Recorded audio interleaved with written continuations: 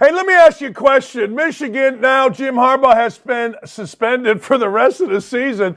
First guy in NCAA history to be suspended 2 times in one season. God bless him. Michigan is threatening to leave the Big Ten. Let's discuss that Bolshevik right now on Don't At Me.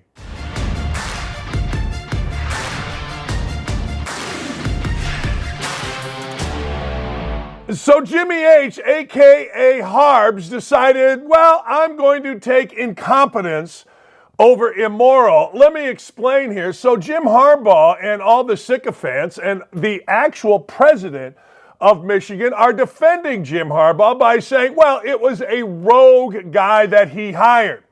Do you know how stupid that makes Harbaugh look in the world of leadership? My brother is one of the great businessmen, what's the right word, developers in the United States. In fact, he is the foremost, what is it called, internet speed data center guy in the country. Built a 300,000 square foot data center in Northwest Indiana. He's developing Michigan City. He's asked to speak all over the country, and he happened to be speaking this past week, and he sent me a text. He goes, man, people that are leaders, actual leaders, are just laughing at Harbaugh.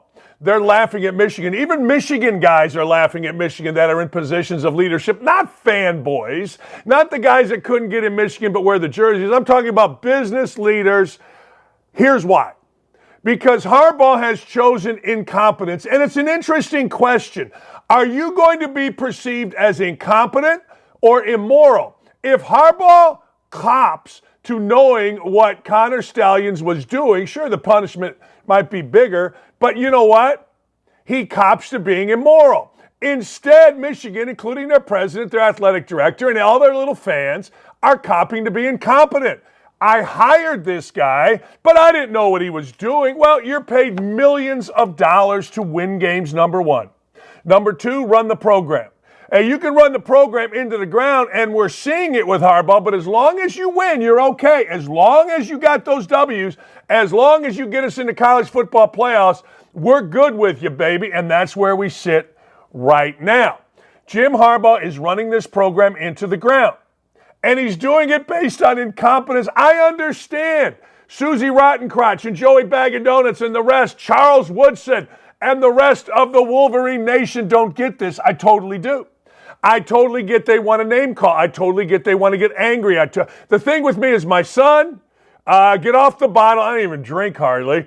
And who hurt you? And you're a cuck. I mean, I get it all the time. But nobody that I have gone back and forth with all weekend, not one single person has refuted what I've said here. Not one.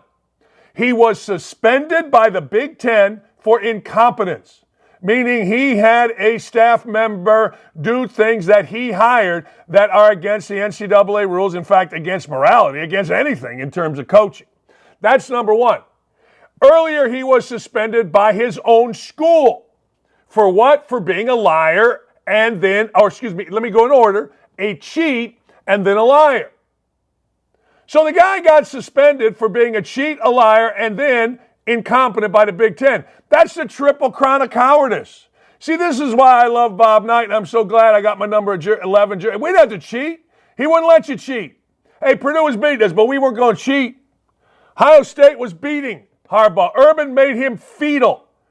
I walked with Urban, and we were walking in a little hallway, and here comes Harbaugh after the Indiana-Michigan game last year. Urban and I were going to the car. Here comes Harbaugh. Urban shook his hand, put it out. Hey, Coach, how you doing, man? Good win. Harbaugh literally went like this. Literally. It was the most chicken blank thing I've seen. Urban looks at me. I look at him. I go, you all right? I think you made a man crap his khakis. So now Michigan, because they're cheating, lying, and incompetent coach is actually being punished by, number one, their own school. Remember, their own school, and that investigation is ongoing with the NCAA. Number two, by the Big Ten Conference, who certainly doesn't want to punish Michigan. They want Michigan and Ohio State both in the damn college football playoff, but at some point you got to stand up.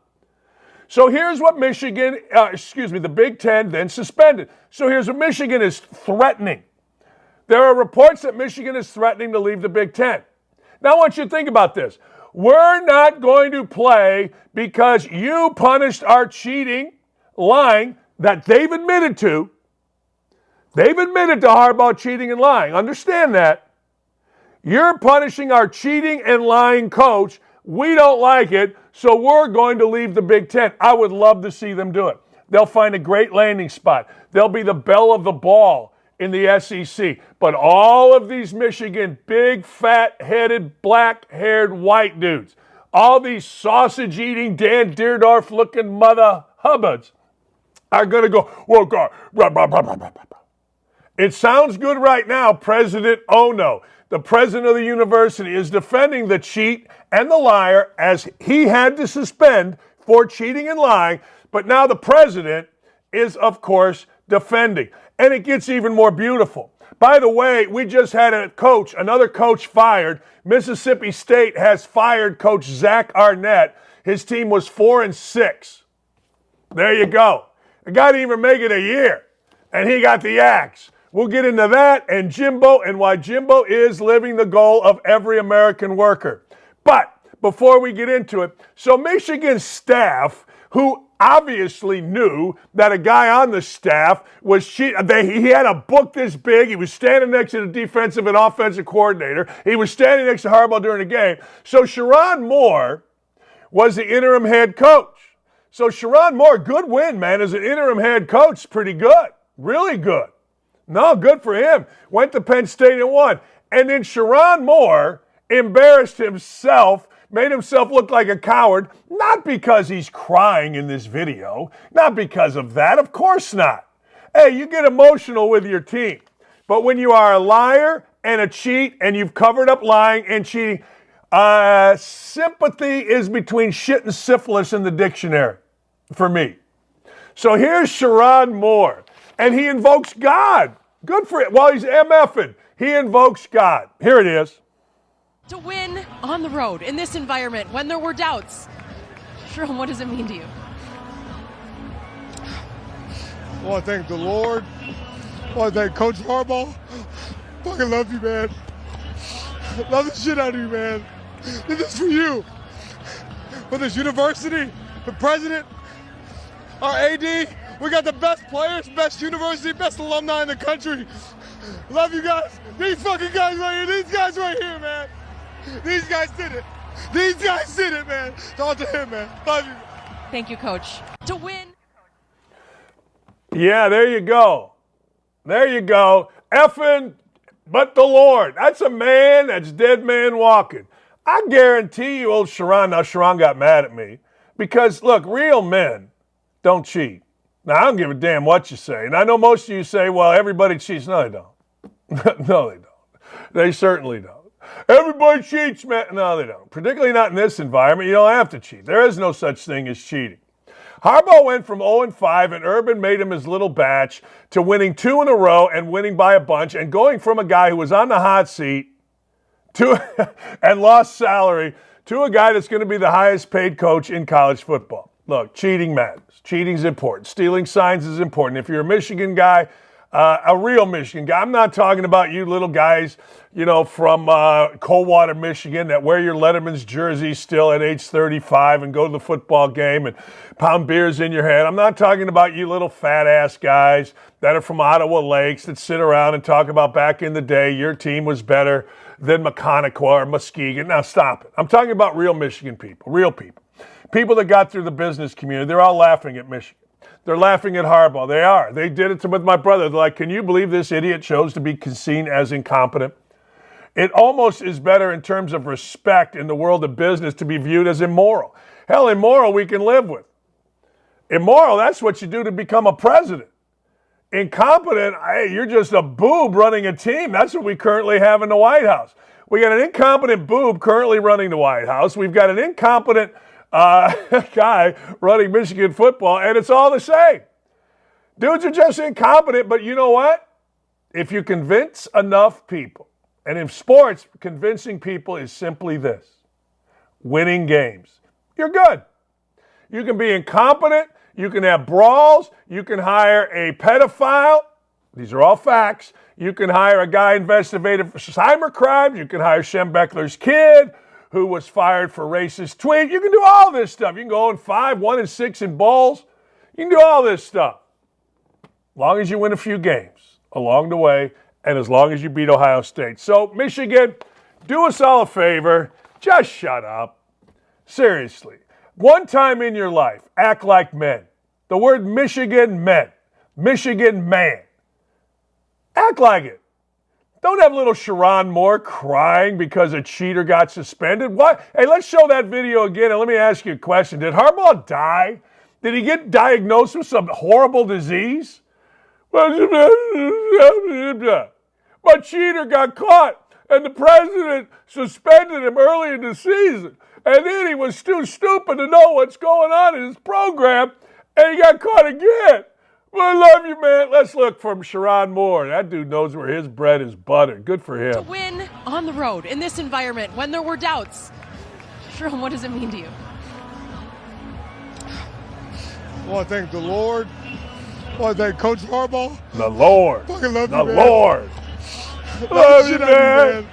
This is for you. I love the shot of you. For this university, the president, our AD, we got the best players, best university, best alumni in the country. Love you guys. These fucking guys right here. These guys right here, man. These guys did it, man. They did it, man. Yeah, man. Thank you, Coach. Yeah, man. To Yeah, win. man. The Lord, these effing guys, man, they did it. Coward. You can see emotion.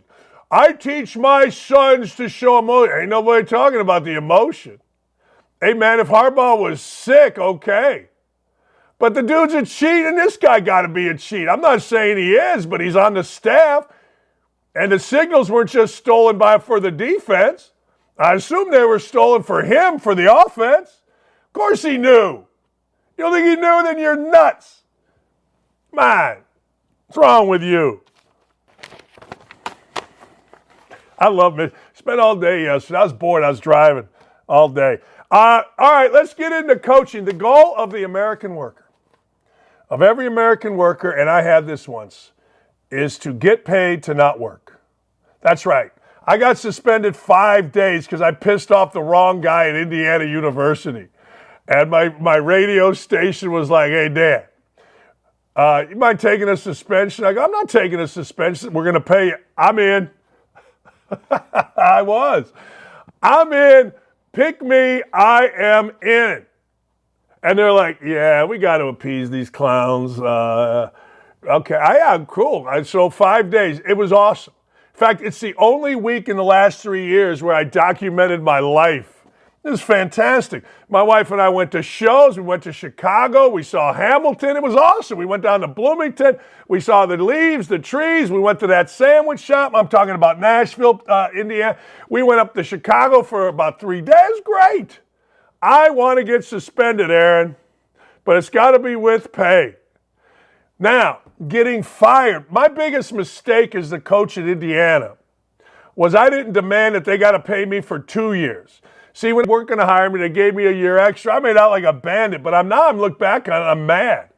Like, why did I ask for 2 years? You'd have never seen me work. Are you kidding me? Are you nuts? Hey, Jimbo Fisher. Jimbo Fisher just won 52 to like 20. Jimbo Fisher's won like 60% of his games at Texas A&M. And they're going to pay this clown $77 million to go away. I defer to my brother's advice when I took a job in radio and TV and had a contract.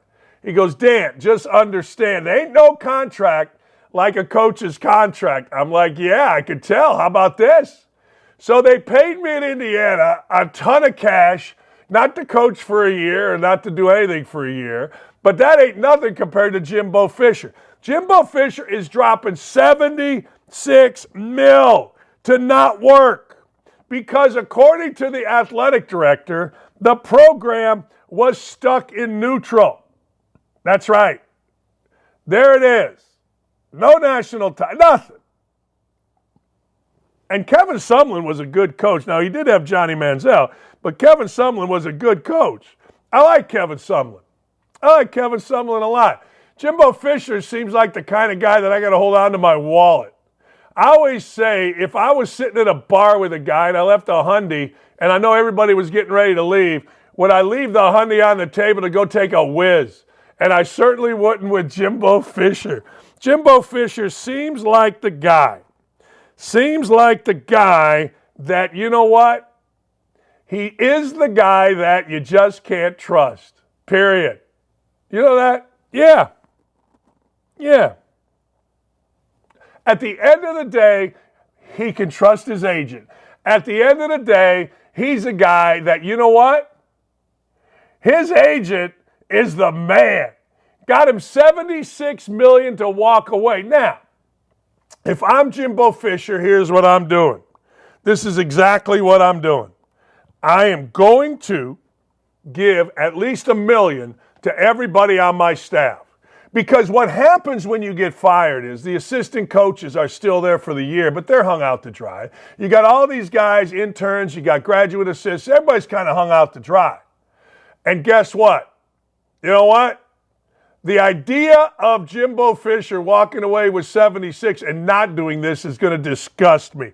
And I do believe that Jimbo Fisher won't do this because I think Jimbo Fisher is full of crap. Now, they had all this NIL money. He bought all these players. I mean, everybody said it. Look, here's the deal. You don't win just because of money. You don't. You don't win because of cash. You don't. You don't win because of money, because of paying players.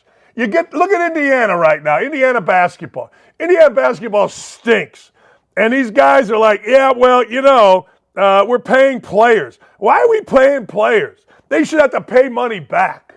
But anyway, the athletic director said that Jimbo Fisher has Texas A&M stuck in neutral. Let me ask you a very simple question. When's the last time that Texas A&M wasn't stuck in neutral in football? Now, Johnny Manziel made them interesting, so I guess that would be the answer. But I want to ask you historically, like, what has Texas A&M ever really done? You know what I mean? Ever really done? I'll give you the answer. Squadoosh, nada, nothing, zip, zilch. And you know what? They're just going to do the same. They're not going to get Urban Meyer to come. Michigan State idiots were saying, we got Urban Meyer. A friend of mine, Dane Fife, Michigan State and IU guy. Hey, Dan, what if they're going to offer him $100 million? He wouldn't take the job for $200 million. There's no way Urban is going to Texas A&M. Now, if I were Texas A&M, I'd offer Harbs a huge deal. I'd give Harbaugh a ton of cash. Why? To get his ass out of there. Go down to the SEC. But if I'm Harbaugh, I'm not leaving Michigan. Why? Because Michigan's the greatest job to coach at, or the school to coach at in the country. The president supports your cheating. The president supports your lying. The president supports your incompetence. Hell, Jimbo Fisher's team just had a home win where they dropped 51 on an SEC team, that being Mississippi State, who just fired their coach a minute ago. And next thing you know, his ass gets fired. This is the greatest. College football and college athletics is awesome. The two of the three best teams in the Big Ten, two of the five best teams, I think numbers 3 and number 4. I think it goes Michigan, Ohio State, however you want to rank them, Iowa and Penn State in terms of record. Of the top 4 teams in the Big Ten, two of them have fired their offensive coordinator. Ferentz got rid of his kid at Iowa. Well, he didn't get rid of him. The AD did at the end of the year. And Penn State, after getting run over defensively, thought, we'll fire the offensive coordinator yesterday. Indiana gave Mike Woodson another $1 million a year. $1 million a year. $1 million a year. That's right. After coming 9th and 3rd in the Big Ten. College athletics is awesome.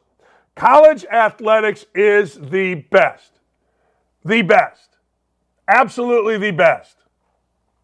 It's serious business. There's nothing better than college athletics. Jimbo Fisher was fired because we're stuck in neutral. He's not wrong they're stuck in neutral. He's not. He's not. And I guarantee you this, Russ York BJORK. I guarantee he was told by the regents or the whatever, hey, look, either he goes or you go. Which one you want? Because we are stuck in neutral, and both of yes, you're going to be gone. Now, we'll see what happens, but already their star wide receiver, one of them, is in the transfer portal. Coaches all over the country woke up today and said, hey, who we got at Texas A&M that we can raid and get? But you better be able to come up with some scratch.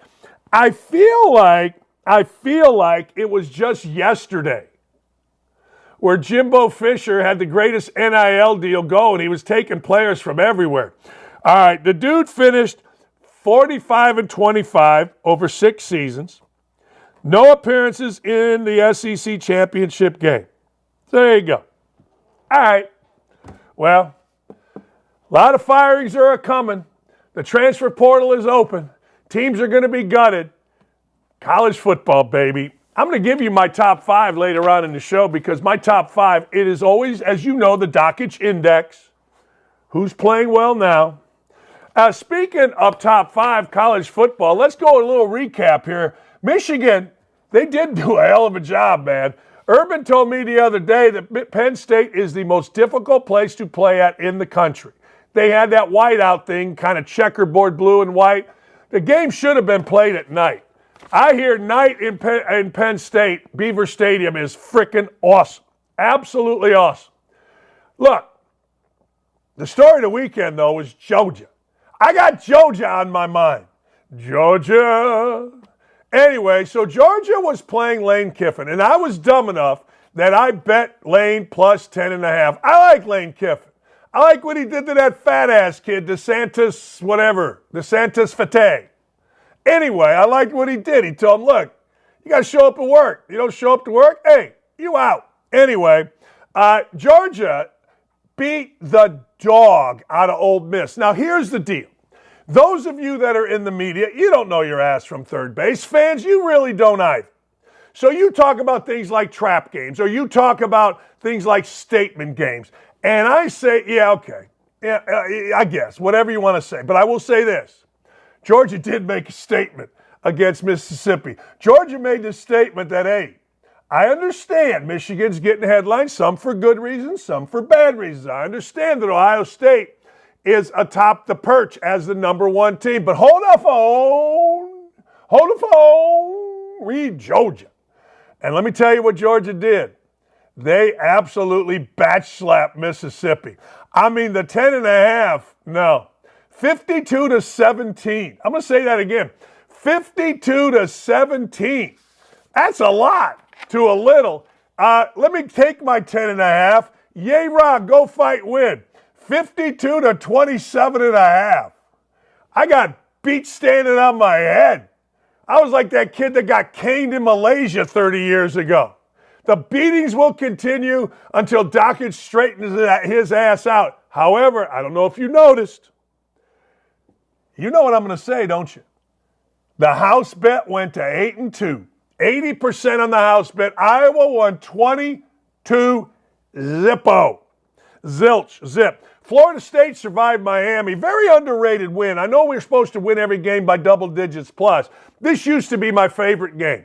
It did. When Luther Campbell was rolling and Bobby Bowden was lying, it was my favorite game. The fact of the matter is this. It's totally lost its luster. Nobody cares about Florida State, even though they're probably going to be in the top 4. And certainly nobody cares about Miami. Miami to football is IU to basketball. It's, okay. Yeah. Much ado about nothing. 0 zip. But anyway, you're going to play hard in a rivalry game. Purdue or Indiana, last year Indiana stunk, but Indiana beat Purdue twice. It's just what happens. So now, okay, Florida State wins. You know I love the Travis kid at quarterback. All right. The other game was unbelievable. So, Missouri boot stomped Tennessee. Now, let me set the scene. So I go to my son's basketball game. My wife and I drive over to St. Louis. Illinois State plays St. Louis. St. Louis played great for about 30 minutes. Furious comeback. I think it ended up maybe 10, but it was a pretty good game. talking to my son. It's me, my ex-wife Jackie, her boyfriend Joe, Lee, myself, and Andrew.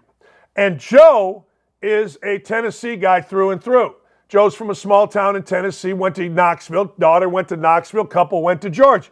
Really good guy. Enjoyed talking to him. We started talking about Tennessee football. And here's the problem you have with Tennessee football, Dylan. Heupel was supposed to be the guy. The problem was supposed to be Jeremy Pruitt. We got Joe Mixon, or whatever the hell, Milton, the quarterback. We're okay. We're all right. Because Joe Milton has the greatest arm in the history of football. Yes, Hooker gone, great leader. Milton in, started at Michigan, fantastic. We're good. But when you get beat like that, here's what you lose. You lose hope. Down with hope, up with dope. That's what it becomes. Dudes are smoking weed, I guarantee you today, talking bad about the coach. Guys are thinking about transferring. They're getting in their little groups. That's what happens with a dismantling like that at this point in the season. And the problem for Tennessee fans is this is their guy. This is the guy. Josh Heupel shall set us free until you get beat 36 to 17 by a nondescript but very good Missouri program. Texas got it done at TCU. Now let me explain this to you. Quinn Ewers was back and he was okay, but this was a hard game. I got a friend whose sons went to TCU.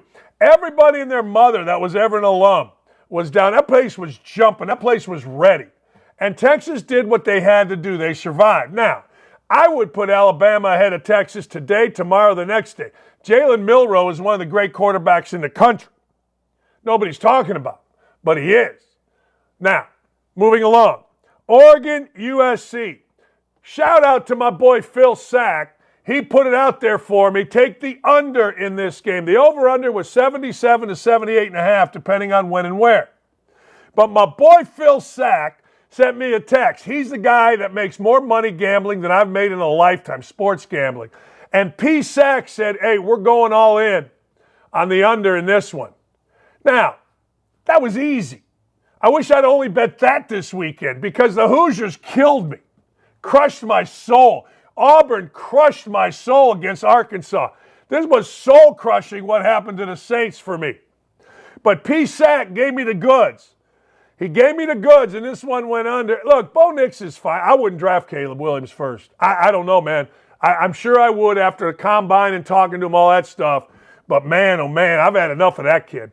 I've also had enough of Deion Sanders. After every game, Deion Sanders is apologizing, blah, blah. It's always about him. His team is in a free fall. We'll see what happens next week against Washington State. They played down the stretch at Arizona, which was fine. His kids getting beat up. They've had their stuff stolen. I don't know. And in Washington, Michael Penix did not play great. I mean, you can make the argument that Jaden Daniels, who threw, listen to this, Jaden Daniels in an SEC game. I know I'm supposed to talk about Washington, but Jaden Daniels for LSU, I want you to listen to me.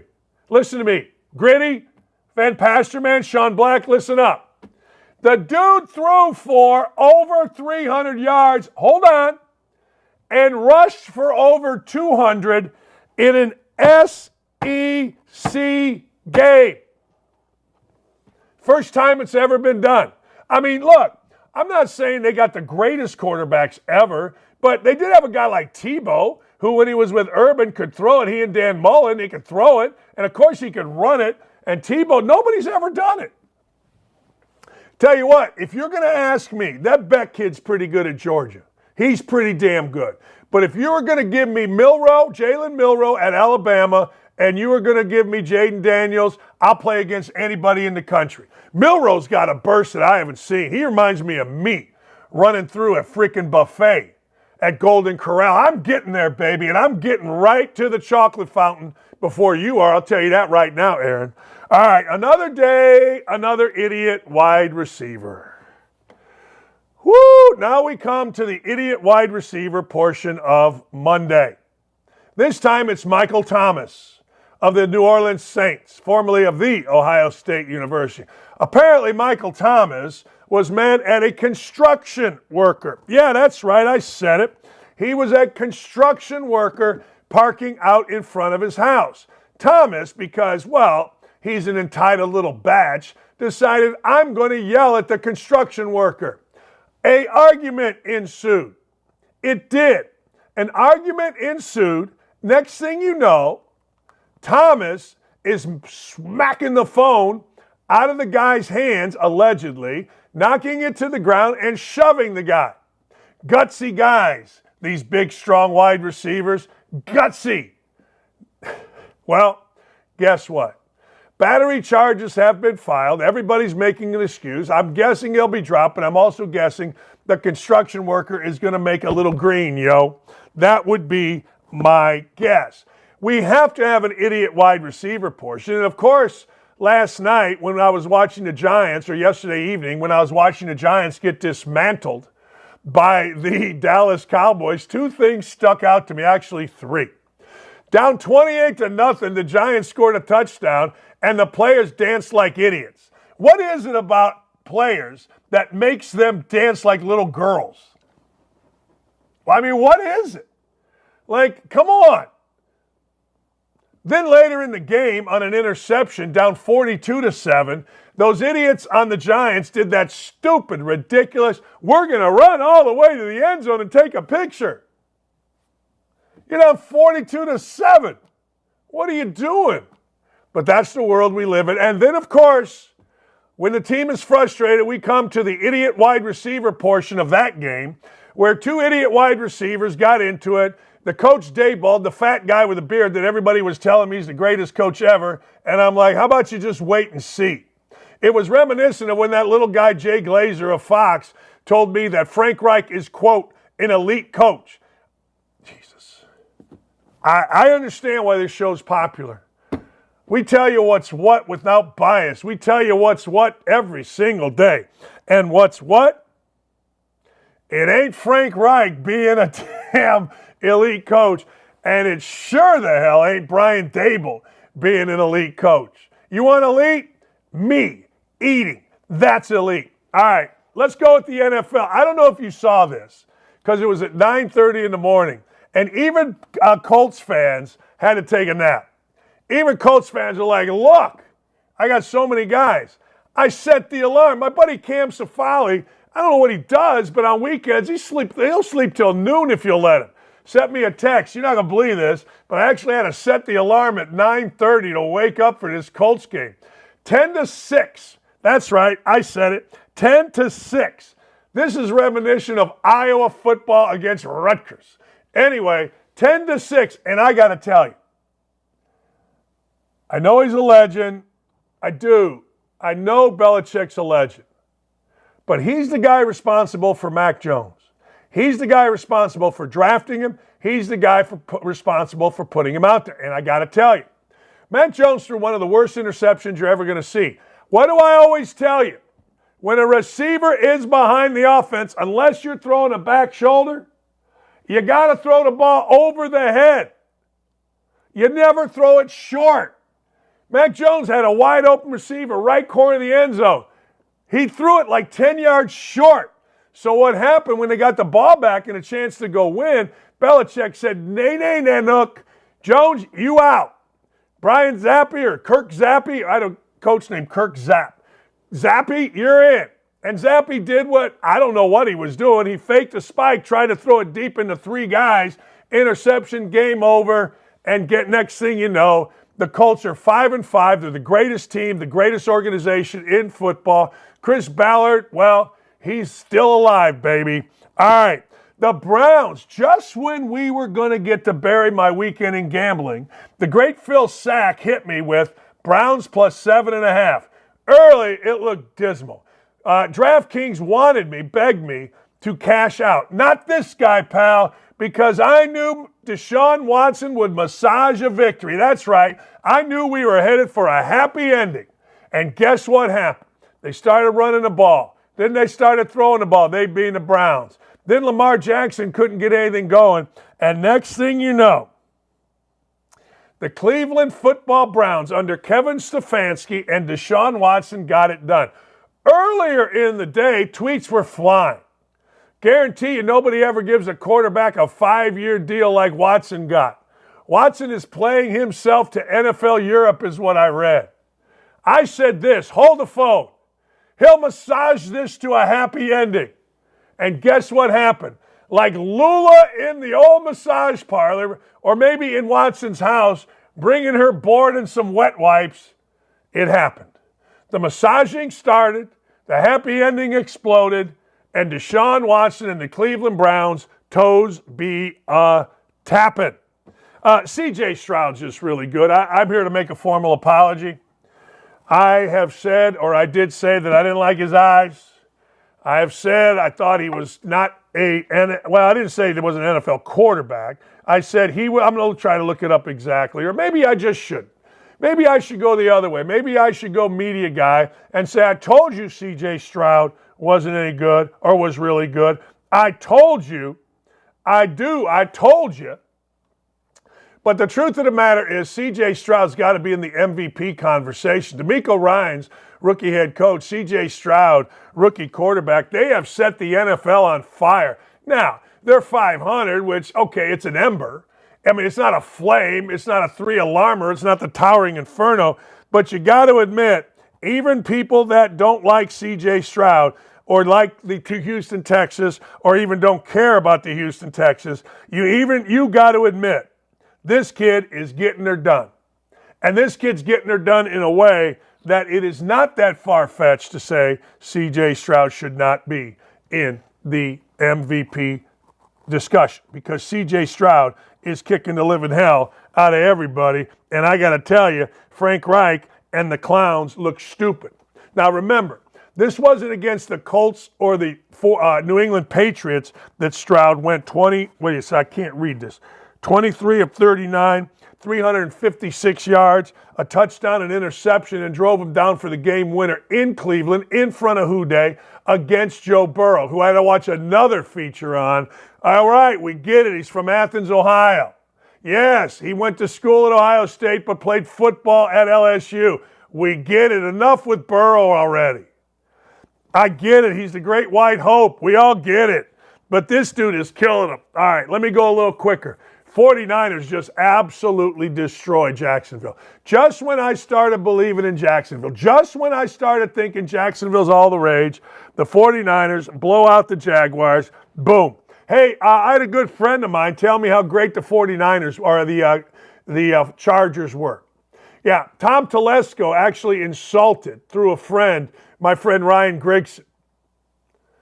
Well, let me explain this to you, Tom Telesco. You haven't done squat.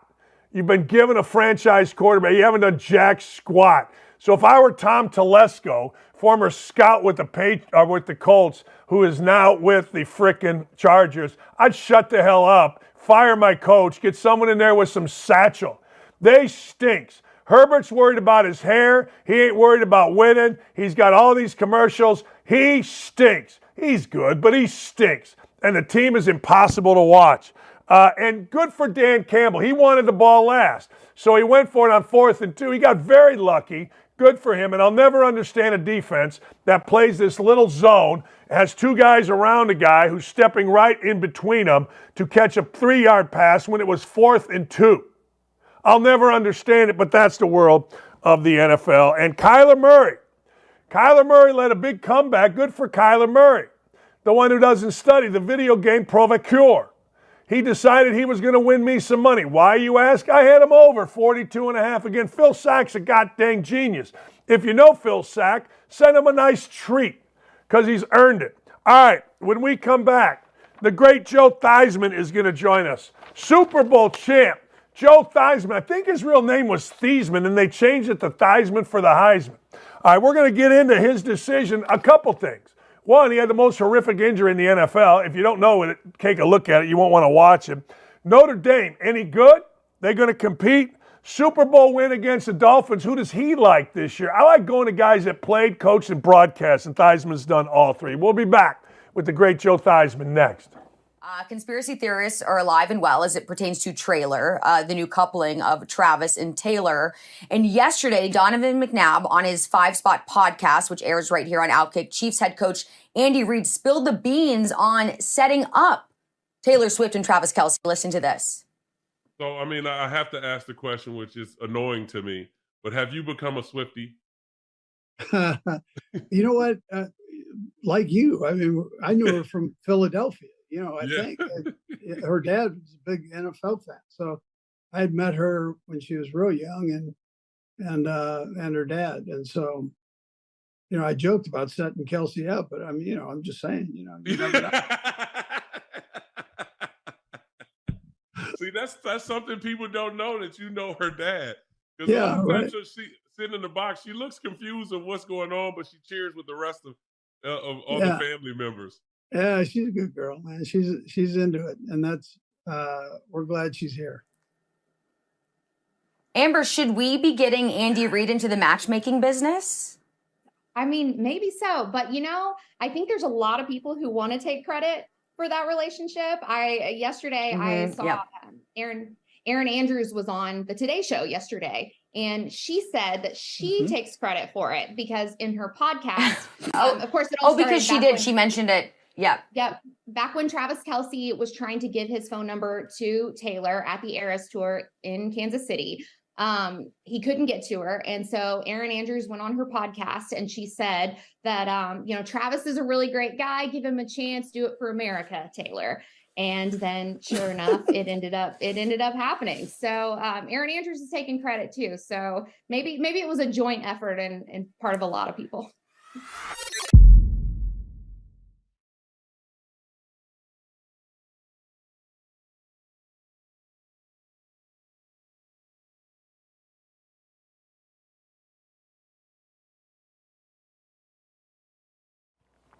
Joe Theismann is a legend and I'm in my world, and I'm going to tell you why.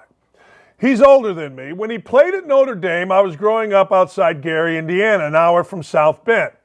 And Joe was rolling. Like, I don't know how, I think I was like 10 or 12. But we all wore our socks like Joe Theismann. We were trying to figure out how to change our name to rhyme with Heisman, but Dakich didn't really work, Joe. But in our little world, Catholic schoolboys in Gary, Indiana, you're a freaking legend, and you always have been. So thanks for joining. Dan, thanks for having me. It's I've never heard anybody say they tried to emulate me wearing socks like mine, but I used to pull mine up real high. I do remember that. Yeah. Yeah. You used to pull, and that was in the era of tube socks where, I used to run around and I'd try to get my shorts down to where your guys' uniforms were, like up to my knee, and I pulled my Joe Theismann socks up. Is it true? Now walk me through this. Was your name Theismann and it was changed to Theismann by was it Roger Valdesari? Who was it? What did we do here? Yeah, it was Roger. So the whole story is real simple. In 1969, I played the last 3 games of the regular. Well, 68, I played the last 3 games of regular season my sophomore year. Then I had a really good junior year. And Roger happened to be at spring practice, and some guy, a reporter from, I think, Chicago, inadvertently mentioned to Roger, hey, is that Theismann like an Heisman kid? And my name was pronounced Theismann. And Roger was really magical when it came to handling publicity. So I think he put that in the back of his head. And one day he calls me in his office, beginning of my senior year, because I had a really good junior year. He said, how do you pronounce your last name? I said, it's Theismann. He says, no, it's not. It's actually pronounced Theismann. I said, no, it's pronounced Theismann. He said, no, Joe, your last name is pronounced Theismann. I said, give me the phone. Called my dad back home in New Jersey. Get my father on the phone. I said, Dad, I got a question for you. My father says, fine, what is it? I said, Dad, how do you pronounce our last name? Dead silence on the phone. About 30 seconds goes by. My dad comes on. He says, son, are you all right? You're a senior in college. You're not sure how to pronounce your last name. What's going on? I said, I'll explain it later. Just tell me, how do we pronounce it? He said, Theismann. Hung the phone up, turned to Roger. I said, Raj, my last name is Theismann. I know, just got to phone my dad. He said, Joe, I want to tell you something. There's a trophy out there called the Heisman Trophy. Goes to the best college football player in the country. We think you have a chance to win that trophy. But we're not just going to count on the reputation of the University of Notre Dame or your athleticism. We think just simply by changing the pronunciation of your last name from Theismann to Theismann to rhyme with Heisman, we can get you that trophy. And so that's how my name was changed. Roger changed it, and it's been a brand for 52 years, Dan. See, Roger Baldessari was a genius. I must say, since we're talking about him, he told me when I played at Indiana that I was his favorite Indiana basketball player ever. So all you got to do is say something nice to me, and I'm all in. But I gotta go ahead. I mean, it is. All right, I gotta ask you. I've told people this, and people that are watching this may not know this, but I would argue that you were the greatest athlete ever to play quarterback in the NFL. You threw the ball great. You ran like crazy. You returned punts. People don't know with a one bar, and you punted. This is the greatest athlete to ever play quarterback in the NFL. Well, let me just explain this to you. Okay. If you're including, I appreciate the kind words. Thank you very much. But there are tremendous athletes that I think are better than I was. We don't want to mention my 1 yard punt because that's a disclaimer. I mean, the fact that I punted once in the NFL doesn't make me a punter in the NFL. But that was an experience unto itself too. I mean, I absolutely loved athletics, basketball, baseball, football. I mean, those were the things I did growing up. Lived 2 blocks from my high school, and my mom would all she needed to do was walk out the front door, walk 2 blocks, and just yell Joey, and I'd be on one of those fields up there. Yeah. Hey, look, I know there's great athletes. I know Lamar Jackson is big, strong, and can run, but he ain't returning punts and kickoffs, pal. Let me just tell you that right now. There's only one guy that tried it. Was Doug Flutie tried it when he was in New England, because Doug's a good friend, and he tried it, I think, for one preseason game, and he said, "No, that's it, I'm done." But I did it my first 7 games at Notre Dame, my sophomore year. Bob Gladue and I were the punt returners when I was at Notre Dame. I have no idea why they stuck me back there. See, back when we were in college, or I was in college, what they did is they recruited athletes, basically. Not just specific quarterbacks or running backs or anybody else. They would recruit a lot of quarterbacks. I was one of 13 quarterbacks at the University of Notre Dame in 1967. But I was so skinny and small at 152 pounds, they didn't know what else to do with me. Some guys became running backs. Some guys became defensive backs. Some guys became wide receivers, linebackers, all kinds of different things. With me, I was just a skinny little kid. And so my size served me well at that time. Isn't that amazing? 13 quarterbacks at Notre Dame at one time. 13. Jeez. I want to ask you. Go ahead. I'm sorry, Dan. With the intention of bringing in the best athletes and sort of making them something else. That was the way we really were foundationally built. We didn't recruit the specifics as much when I was in college as they do obviously today. I mean, everybody has a specific role, whether it's an outside pass rusher or a run stopper or a cover corner or a slot corner. You know, we just guys playing football. Hey, Joe, give me your thoughts on a couple guys. I'm curious. I'm curious about your thoughts on Patrick Mahomes. I'm curious about your thoughts on Josh Allen, Lamar Jackson. Those 3 guys intrigue me. Well, first of all, Patrick, I think, is the best quarterback in football and probably the most entertaining. His ability to be able to improvise is incredible. His ability to be able to take and throw a ball hard if he needs to or put touch on it.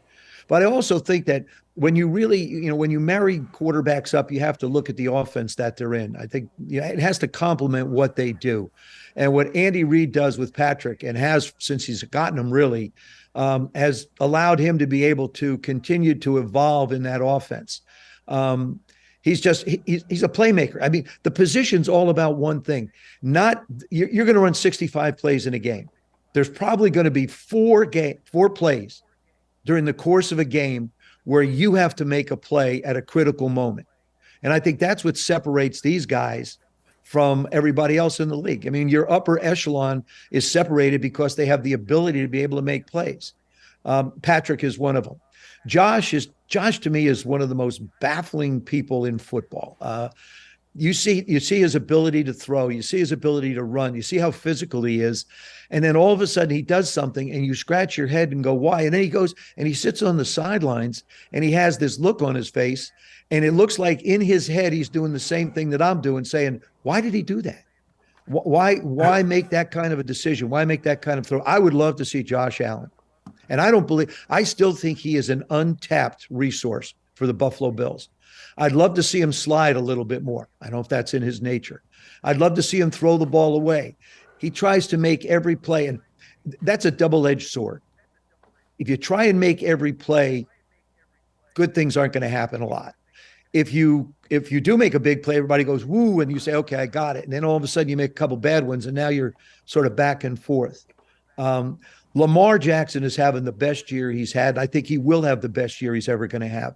He's the guy that I look at as an MVP candidate. He has been able to work into an offense where he throws the ball to more than just Andrews. He spreads the ball around. I think OBJ has made a big difference in that offense for him. Lamar doesn't seem to take off and run as much as he used to. He's playing smart football. So you've got three incredible athletes, all of different styles, all bring something different to the table. And yet all of them continuing to grow. I remember having conversations with Tom Brady. Tom played 23 plus years, 24 years in this league. The thing that amazes me was every day he said, I'm learning. Every day I want to get better. Every day I'm working on something else. And I think you see that in these three guys continuing to work to get better and better and better.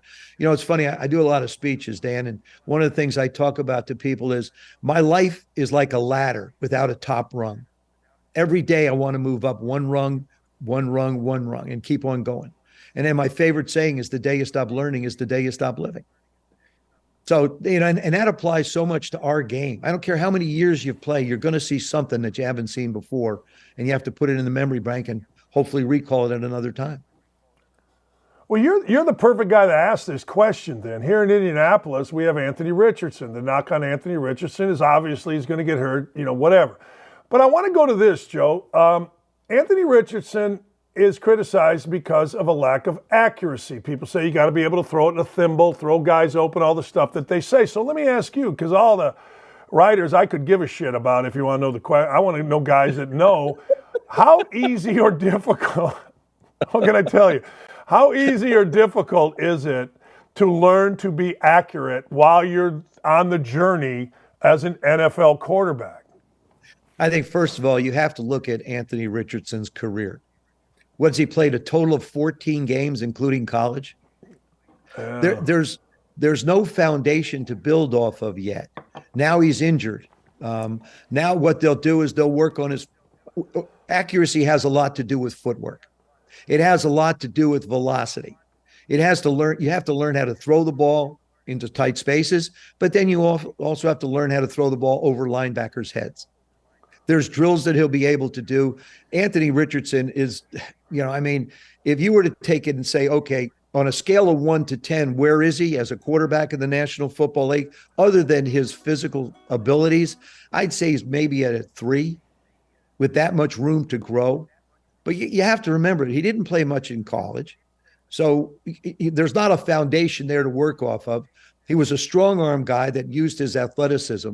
And it's like this, if you want to compare it, you look at Lamar Jackson and say, look where Lamar is progressing in his ability to throw the football down the field.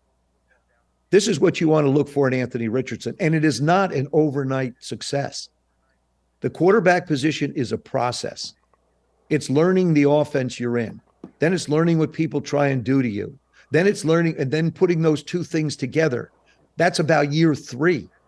When it starts to make a little bit of sense and everything you look at, it looks like a hodgepodge out there. I mean, for a young guy with the multiplicity of the defenses that are out there, you look at those defenses and what they're trying to do, and they just salivate when they see a rookie quarterback because they know you have no idea what you're looking at because you came out of college basically looking in one direction at one person. There aren't a lot of them that come out of college that can scan a field. It's just not taught. College coaches don't get to spend much time with their quarterbacks. They don't get to spend much time with their athletes, to be honest with you.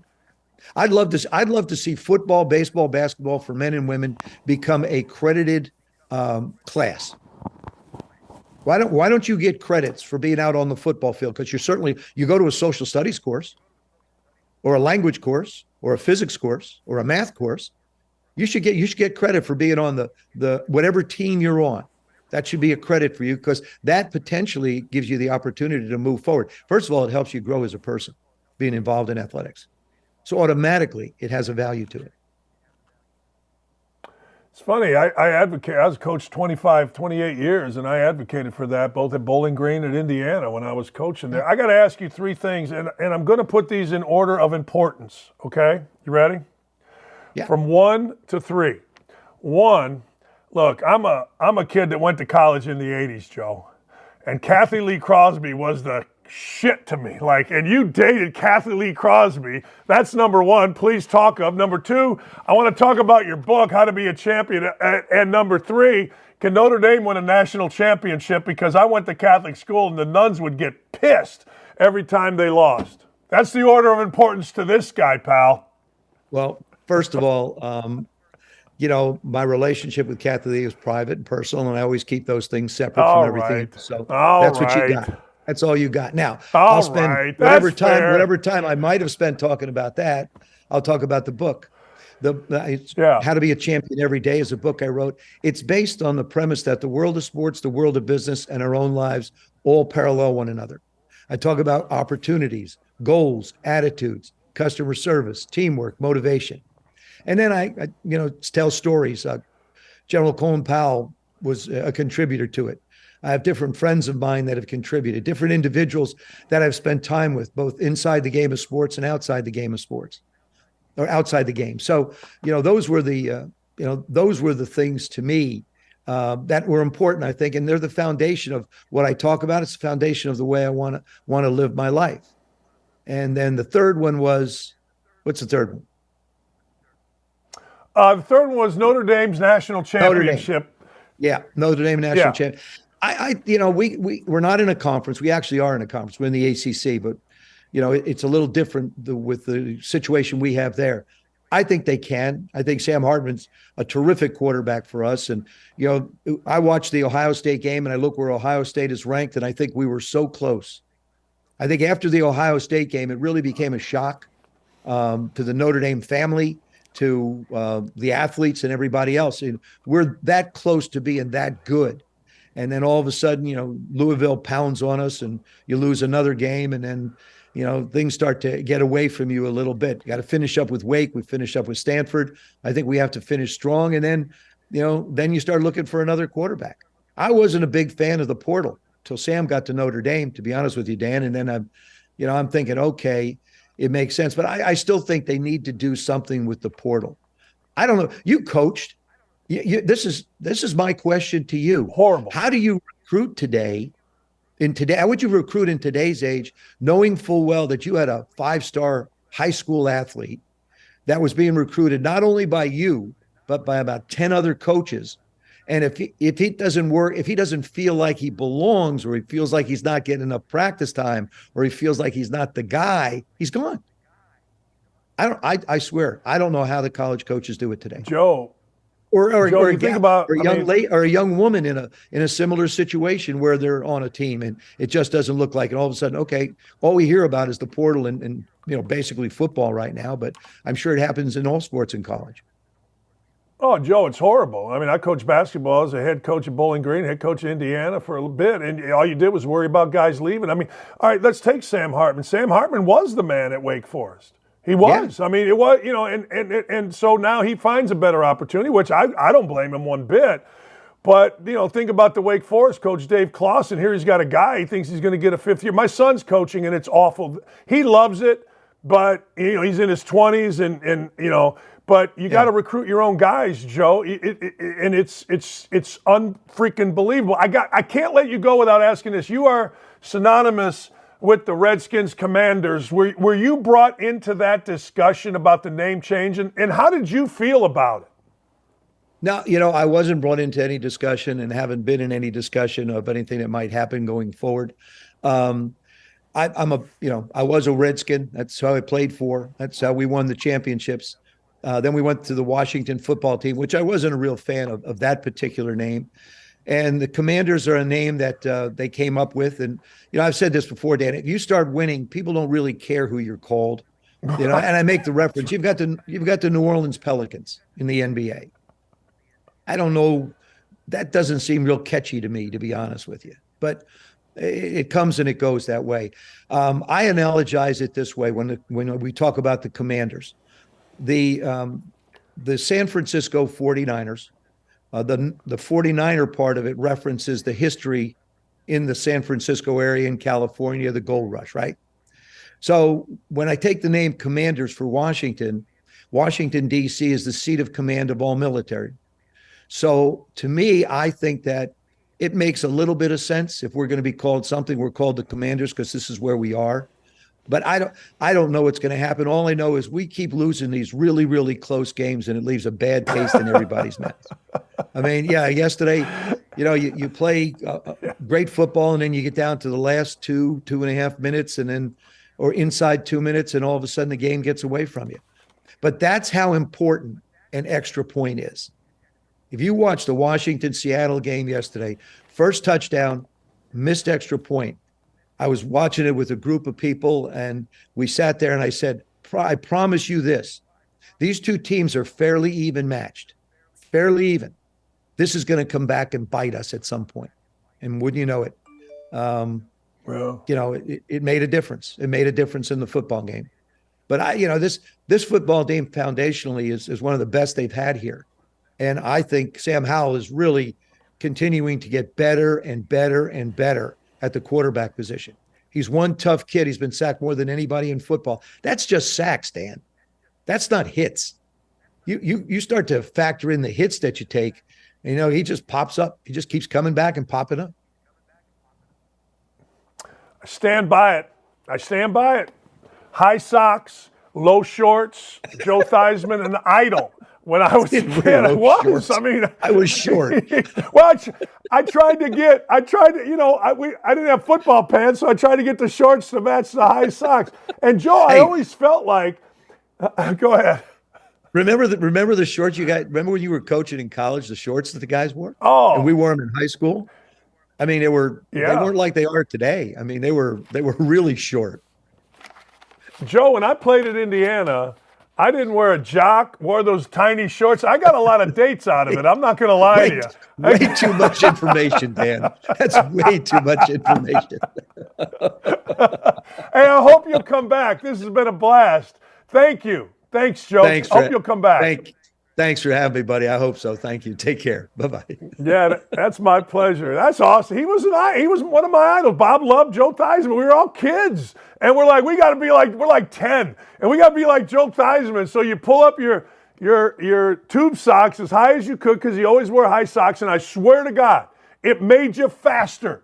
Two things made you faster as a kid. Take your shoes off and run in the grass. You could fly, and pull up your socks really high like Joe Theismann, and you could run fast. Hey, our good friend Jonathan Hutton is going to join us. We're going to get into the NFL. Something's going on in Tennessee. Robert Kraft ain't happy, and when Robert Kraft ain't happy, ain't nobody happy. Did he leave Belichick on the tarmac? We'll be right back.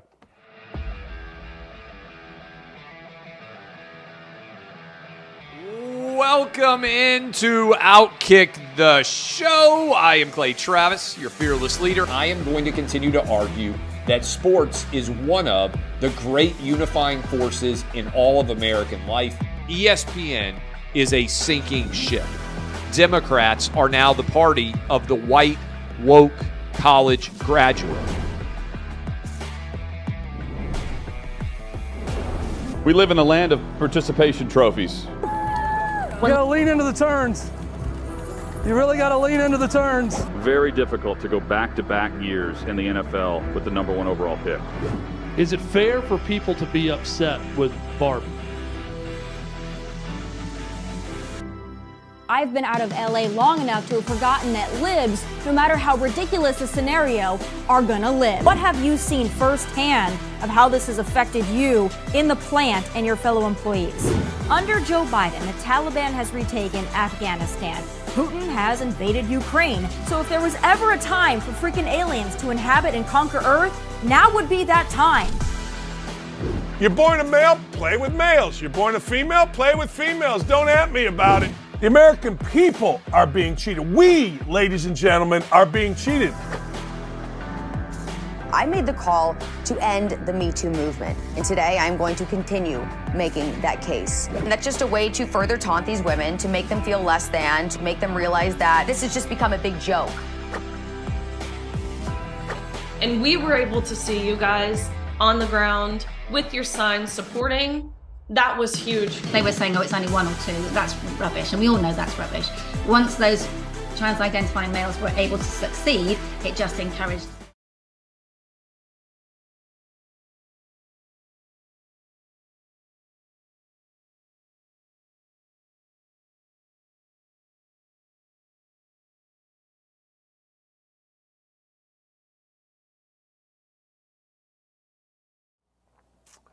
You know him, you love him. He's the most handsome man, certainly on OutKick and possibly across the country. He, Gritty, is the great Jonathan Hutton. Let's get right into it. You know, we're on watch.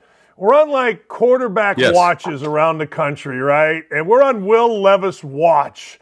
Will Levis and the Titans got beat. Wasn't great. Give me an update on Will Levis's performance on the Will Levis watch.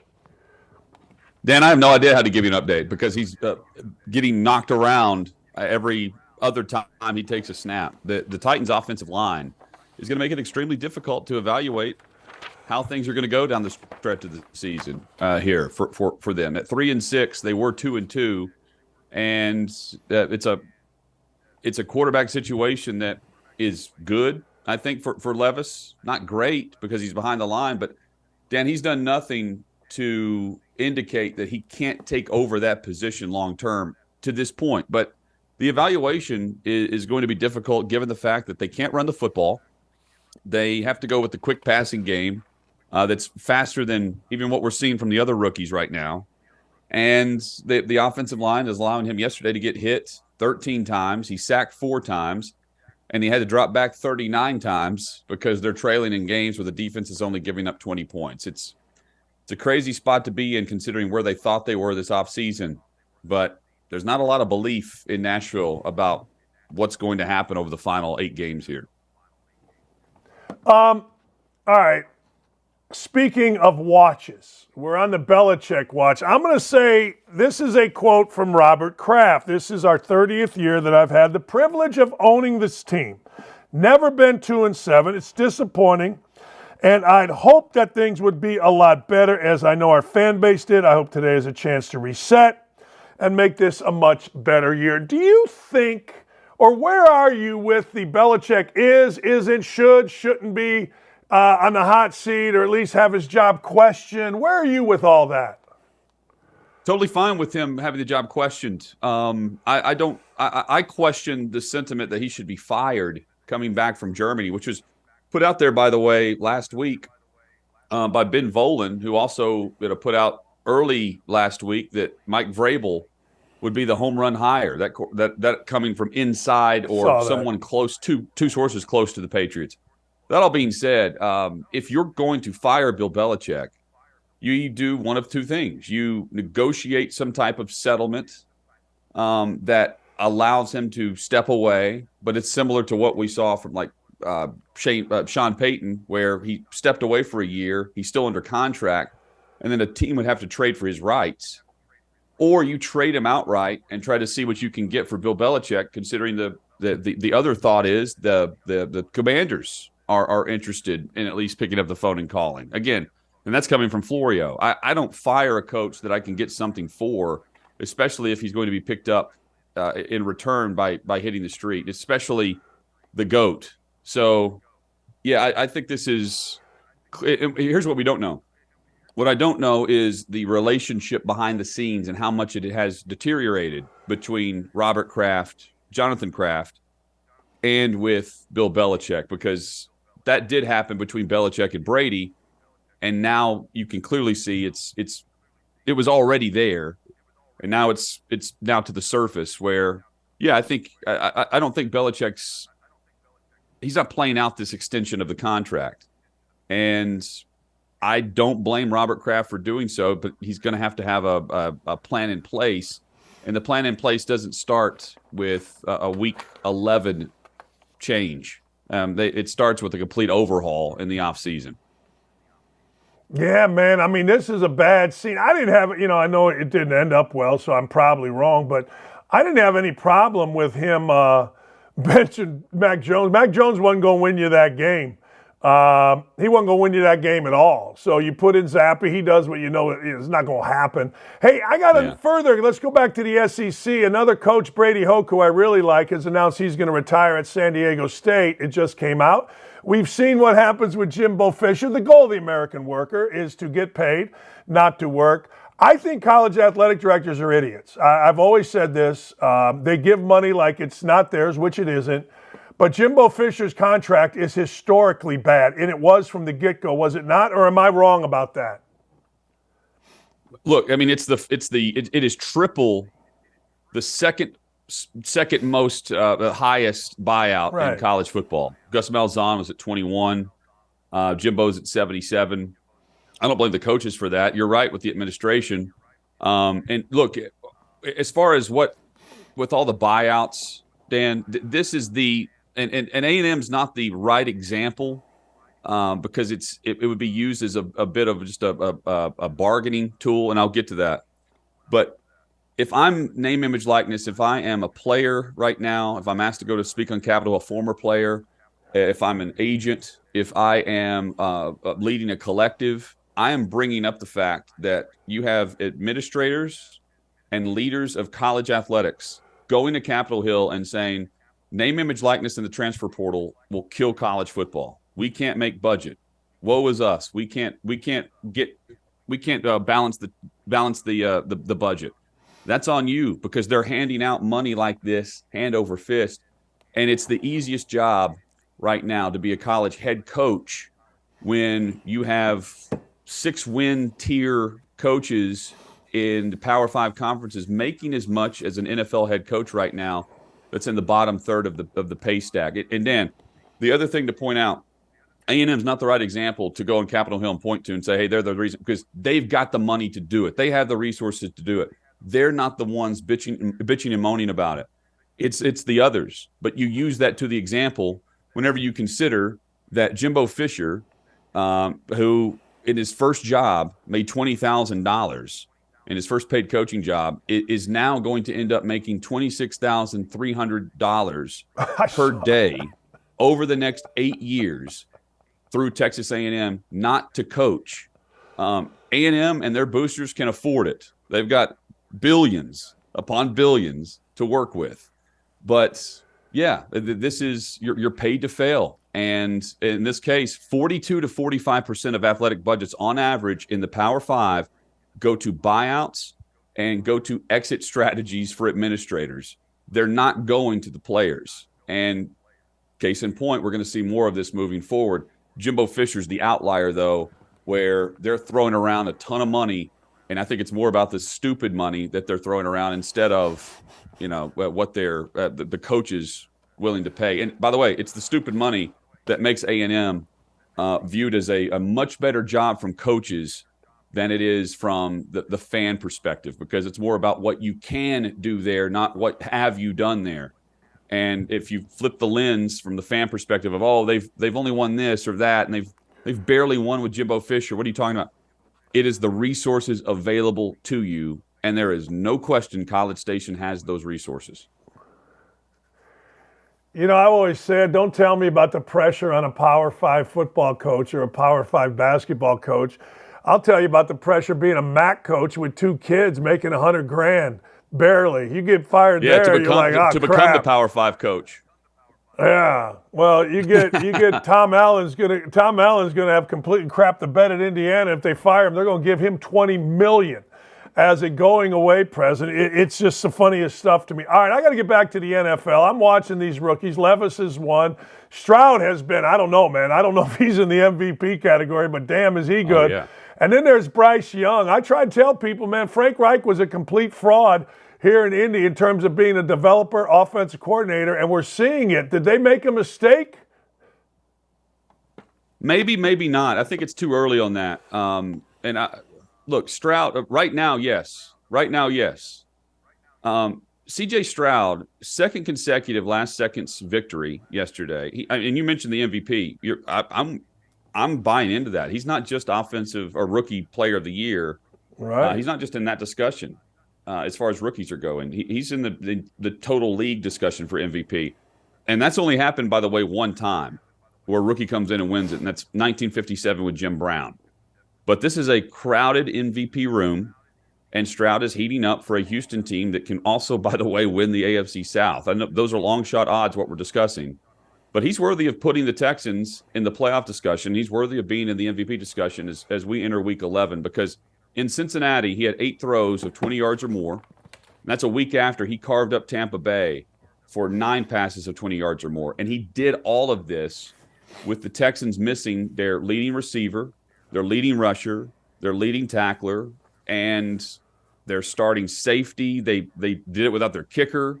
And now they're 5-4. And they've won more games this year than each of the past 3 seasons. And they were in the mix, Dan, to have the number 1 pick last year entering Week 18. So Stroud and the coaching switch, it's done wonders for them, and they have a leader now at that spot. But I think what's made him so good early on is his processing and his quick release. And he gets the ball to the receiver so fast that he can overcome what's been some inconsistent offensive line play.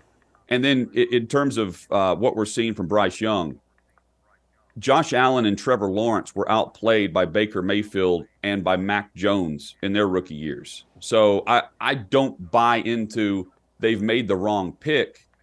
But what I will say is you're spot on with the Frank Reich mention. If you get the coach wrong paired with the rookie and then you swap out coaches, normally that puts you back into, at minimum, you're in the final year of a rookie contract going into a 5th-year option where you're going to be extending said quarterback. And that's what happened with Meyer and Lawrence paired up. Now you're just seeing Lawrence get into the prime years here, leading Jacksonville. So it does set you back some if you get the coach wrong. But Bryce Young needs to, they need a lot of work around him. And Houston, they've hit on a lot of young talent placed around their rookie quarterback. Yeah, and it seems like DeMeco Ryans kind of has the handle on the whole thing. I mean, I don't know if they're any good, and I think the NFC or AFC South still stinks, but you know what? Yes. I mean, they at least have energy there. You know, after floundering, Lovie Smith, interim coaches, the whole thing with O'Brien, at least that program, along with Jacksonville, although they played crappy, seemed to be on pretty good footing and seemed to be on the uptick. Maybe Indians too, I don't know. No one's mentioning, Bob McNair, Cal McNair, and ownership all the way through the front office. It's DeMeco Ryans and CJ Stroud, and that's how it should be. The leadership from the top down it has been really bad in Houston for a handful of years now, and now they're working it out, but they're going from the bottom back up. And the reason that it's just on the field. Whenever you have some momentum, everybody tends to buy in. And DeMeco Ryans is doing a great job. And they've got the Shanahan touch going with the former passing game coordinator now calling plays there, who will start getting some head coaching interviews. I say that Alabama is playing as well as anybody. I could be dead wrong. Urban told me Michigan looks unbeatable in terms of toughness. Ohio State's going to be number 1. Florida State's hanging around, but Tennessee struggling. I was telling Dylan, hey man, this is your guy. It was supposed to be Jeremy Pruitt's fault. That was bad this weekend, Jay Hutt. That was bad. Yeah. Very bad. Yeah, look, this was – I mean, you're right about Heupel. You got out-coached in this. This was an offense that could not get going, right? And defensively, Missouri can carve up any defense right now. They're really good. They're not that good, score separation-wise, between them and Tennessee. And from a perspective of who's playing great at the end, it's not the Vols, and it hasn't been the year of Joe Milton by any stretch of the imagination. They've got to make sure – Nico, I think Nico looks pretty good behind him. They've got to make sure that they get some things going at the receiver position and get some more consistency from the quarterback spot within that Heupel offense, because there have been a couple of times this year where they've sputtered and they haven't been able to get out of a rut, going slow when they'd be going fast with a Hendon Hooker at QB. I think that going back to C.J. Stroud, the processing skills and just getting things going, they need more than just, the athletic traits at that position. And I think they get that coming up at a year from now, where they have an extremely talented quarterback from the West Coast coming in. They've got to hit on him. And beyond that, you're right about Bama. Bama's going to end up getting into the college football playoff because they have hit their stride. They are mentally tough, and they buy into their system. And the case in point, the Vols. Halftime of the Vols game, Tennessee's up 20-10 on Bama. And this is right at the tail end of the stretch, where we're comparing worst teams other than 2007 for Nick Saban at the quarterback spot, whether or not Saban wants to be on the college game day set or not. With a lot of questions surrounding him. And halftime, they're down 10. They come out and they win that game and have never looked back. And I think the scenario would be Georgia beats Ole Miss this past weekend easily. Georgia can jump Ohio State. They'd be the number one team in the country. And then what happens in the SEC championship game? We know that matchup is happening. If Bama beats Georgia for the SEC championship, the SEC is getting two teams in, because Georgia would be too high to fall out, and Bama would win their way in. Appreciate you, brother. That's going to be fun. That's what I always say. This whole thing always plays out. Always plays out. Appreciate you, my man. Thank you. Thank you, Dan. Always great, man. Have a great week. You got it. There he is. Off he goes, Jonathan Hutton. Hey, look, we got emails. We got emails. We got emails, and we got emails. You ready? Daniel McKinney. Dan, I just watched your podcast on Coach Knight's passing. It was outstanding. Very well stated. I'm sure. Oh, my God. I'm sure Coach is proud of your honesty. Nobody lied more than Bob Knight. He wouldn't know honesty if it hit him in the head, so just stop. Oh, I hope he's proud. I'm going to bang my head. I always remember our conversations, visits. And I remember Daniel. My dad, great camps. I learned a lot from you. Coach was a lot like my dad, tough, smart, brutally honest. I can respect that more as a man and father now at 52. They were both from that generation. Coach is 4 years younger than Dad. I remember Daniel. Yeah, I love this guy. 25th year in law enforcement. I love this guy. I still love it and have a lot of fun. My sons are working as carpenters. My daughter, a freshman at Madison, majoring in political science and legal studies. If you're ever in Milwaukee, let me know. I love this kid. Yeah. Daniel McKinney. Love to have dinner or coffee. Yeah. Great dude. But I don't care if Coach Knight's proud of me. I wish I got to get my glasses going. Hey, Dan, this past Sunday at Pacers Athletic Center, a 17-year-old allegedly fired 3 rounds at a coach when he attempted to drive away in his car. This was in a crowded parking lot. 4 of the cars were hit in the process. I saw that. Nobody was injured since kids can't shoot well in the gym or outside. 3 field houses within Hamilton County, and all are within relatively, quote, safe suburban neighborhoods. However, armed guards are a constant at best choice in Fishers, and the other 2 seem to be headed that way. I go to all 3 frequently and have seen this uptick in stupidity over the past 10 years. Speece Fieldhouse stopped holding basketball tournaments after decades. Courts are all changed to pickleball and other various sports. It's interesting to see how quick some of these facilities turn away from basketball if this trend continues. Hey, man, our communities in Indy got to get this figured out. White, black. I mean, we praise all these communities. We painted all these communities. You got to get it figured out, man. You can blame the guns all you want, but I'll guarantee you the 17-year-old idiot that shot into a car didn't have a dad. Guarantee it. It's the way it is. Gary Mass from Jacksonville. I enjoy your show. I've been watching it via YouTube. What our country needs right now is a heavy dose of World War II generations. You're right. We got a bunch of bitches that live in this country. We do. How about that guy that tried to call out and tape Lane Kiffin?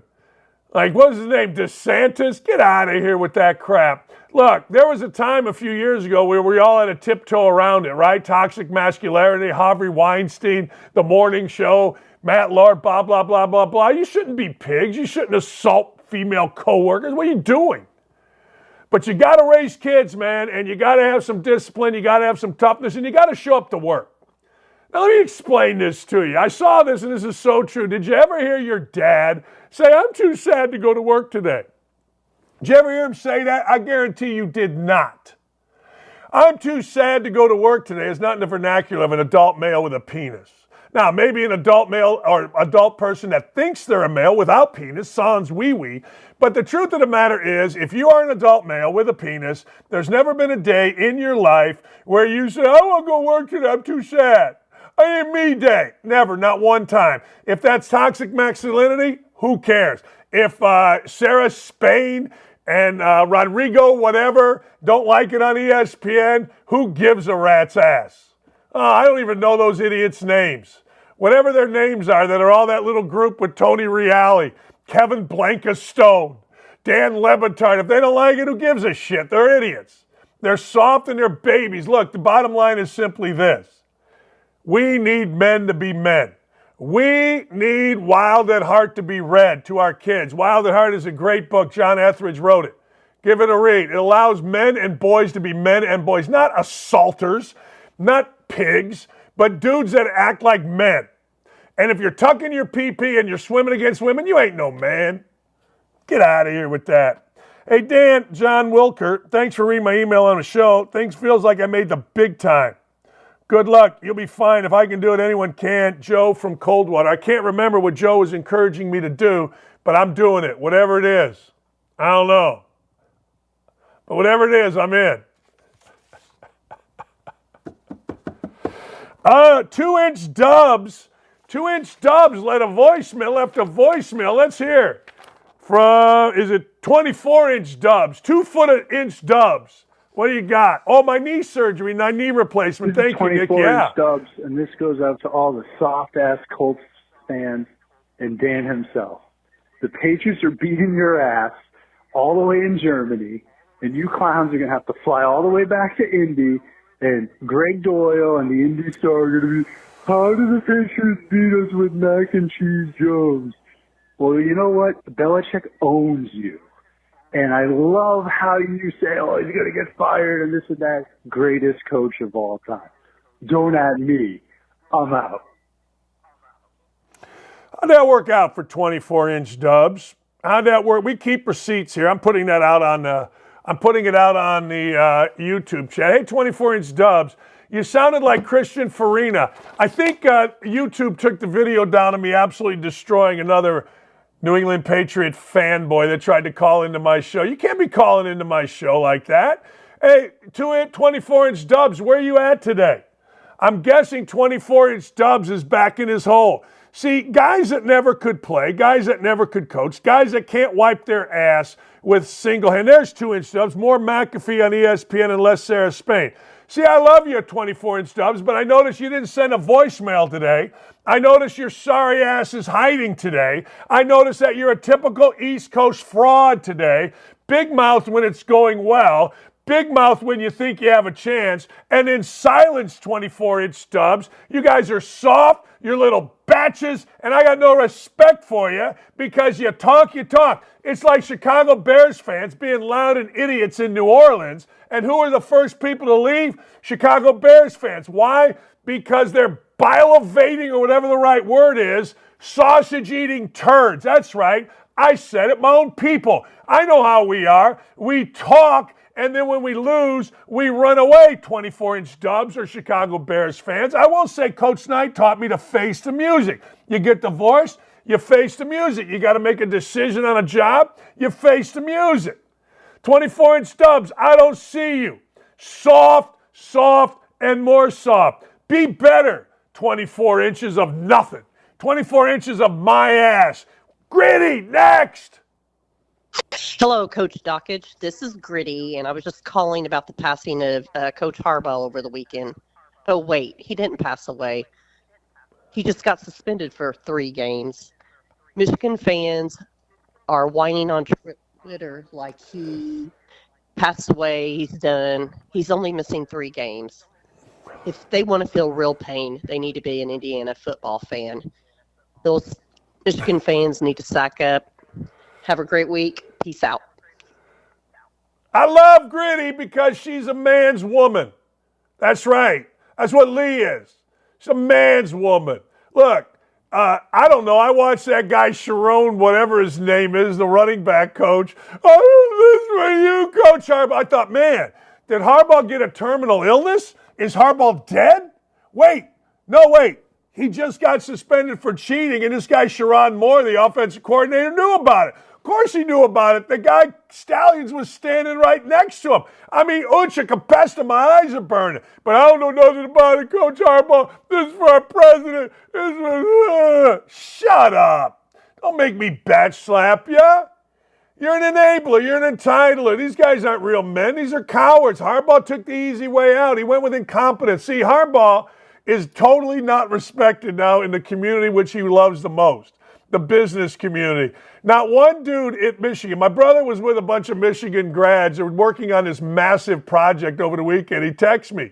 He goes, hey, look, I got a thought for you.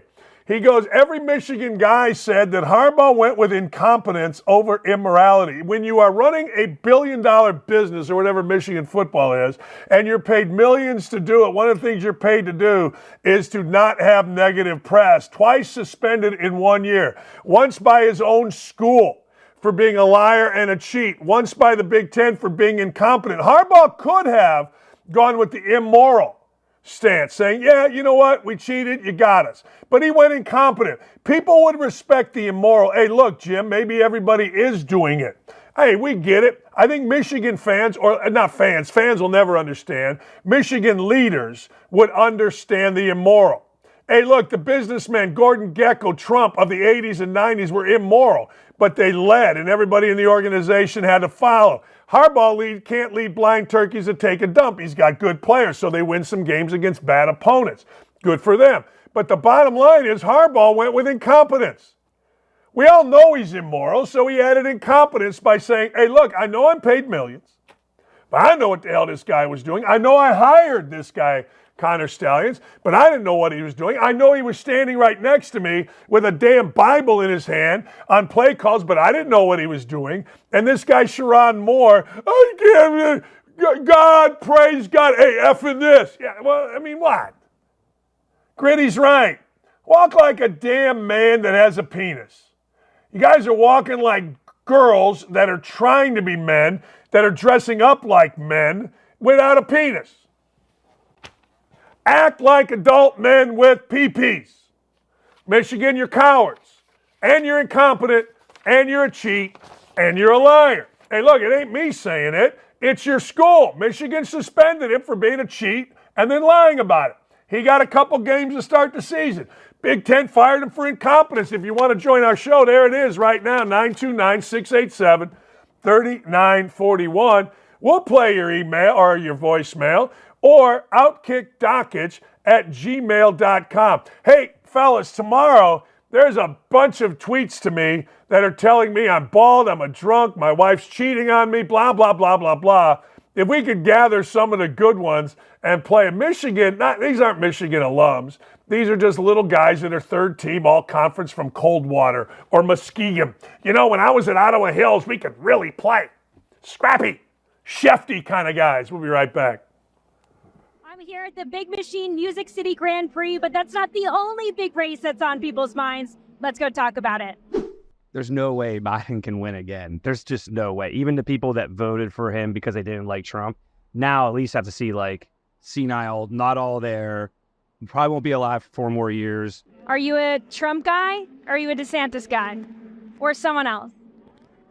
I don't like any of them. Who's your dream candidate? Who would you want to run? Myself. I think the best candidates probably are smart enough not to run. I just hope there's somebody that's young enough to care about the country instead of their politics. My fear is they get Gavin Newsom from California. And I think it would be the new cool vote for the younger people, and that's what I don't like. Who do you think on the Republican side would be able to take on Gavin Newsom? Great question. As a Republican registered, I love what Trump's body of work did, but they're just out to get him and destroy him, and we won't get things done, which is crappy for me to say. I thought DeSantis was going to be the guy. Trump only has 4 years left. He cannot fix everything that just happened in 4 years. And he's going to be battling indictments and all these false stuff for the next 4 years. We won't get anything done. And it'll just be this stalemate in America. That's why I almost don't want him in. But if he is the leading candidate, that's who I'm going to vote for. Is there any Democrat that you would vote for, consider voting for? Absolutely not. Yeah. What about RFK Jr.? No. Who should our first female president be? Michelle Obama, of course. Okay. Yeah. I'm going to go with Harambe 2024. We have the 2024 presidential race coming up, and I wanted to see who you thought your favorite TV characters would vote for. Homer Simpson, who do you think he would vote for? Donald Trump, all the way. Vito Corleone.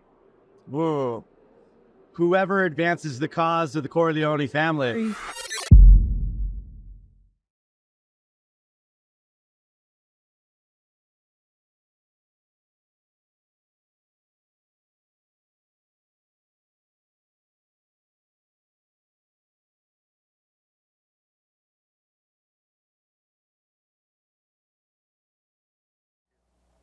Hey, 24-inch Dubs, why do you got to be rated? Why do I got to berate you to get you to walk like a man? You ain't New England guy. Hey, man, the P-men are great.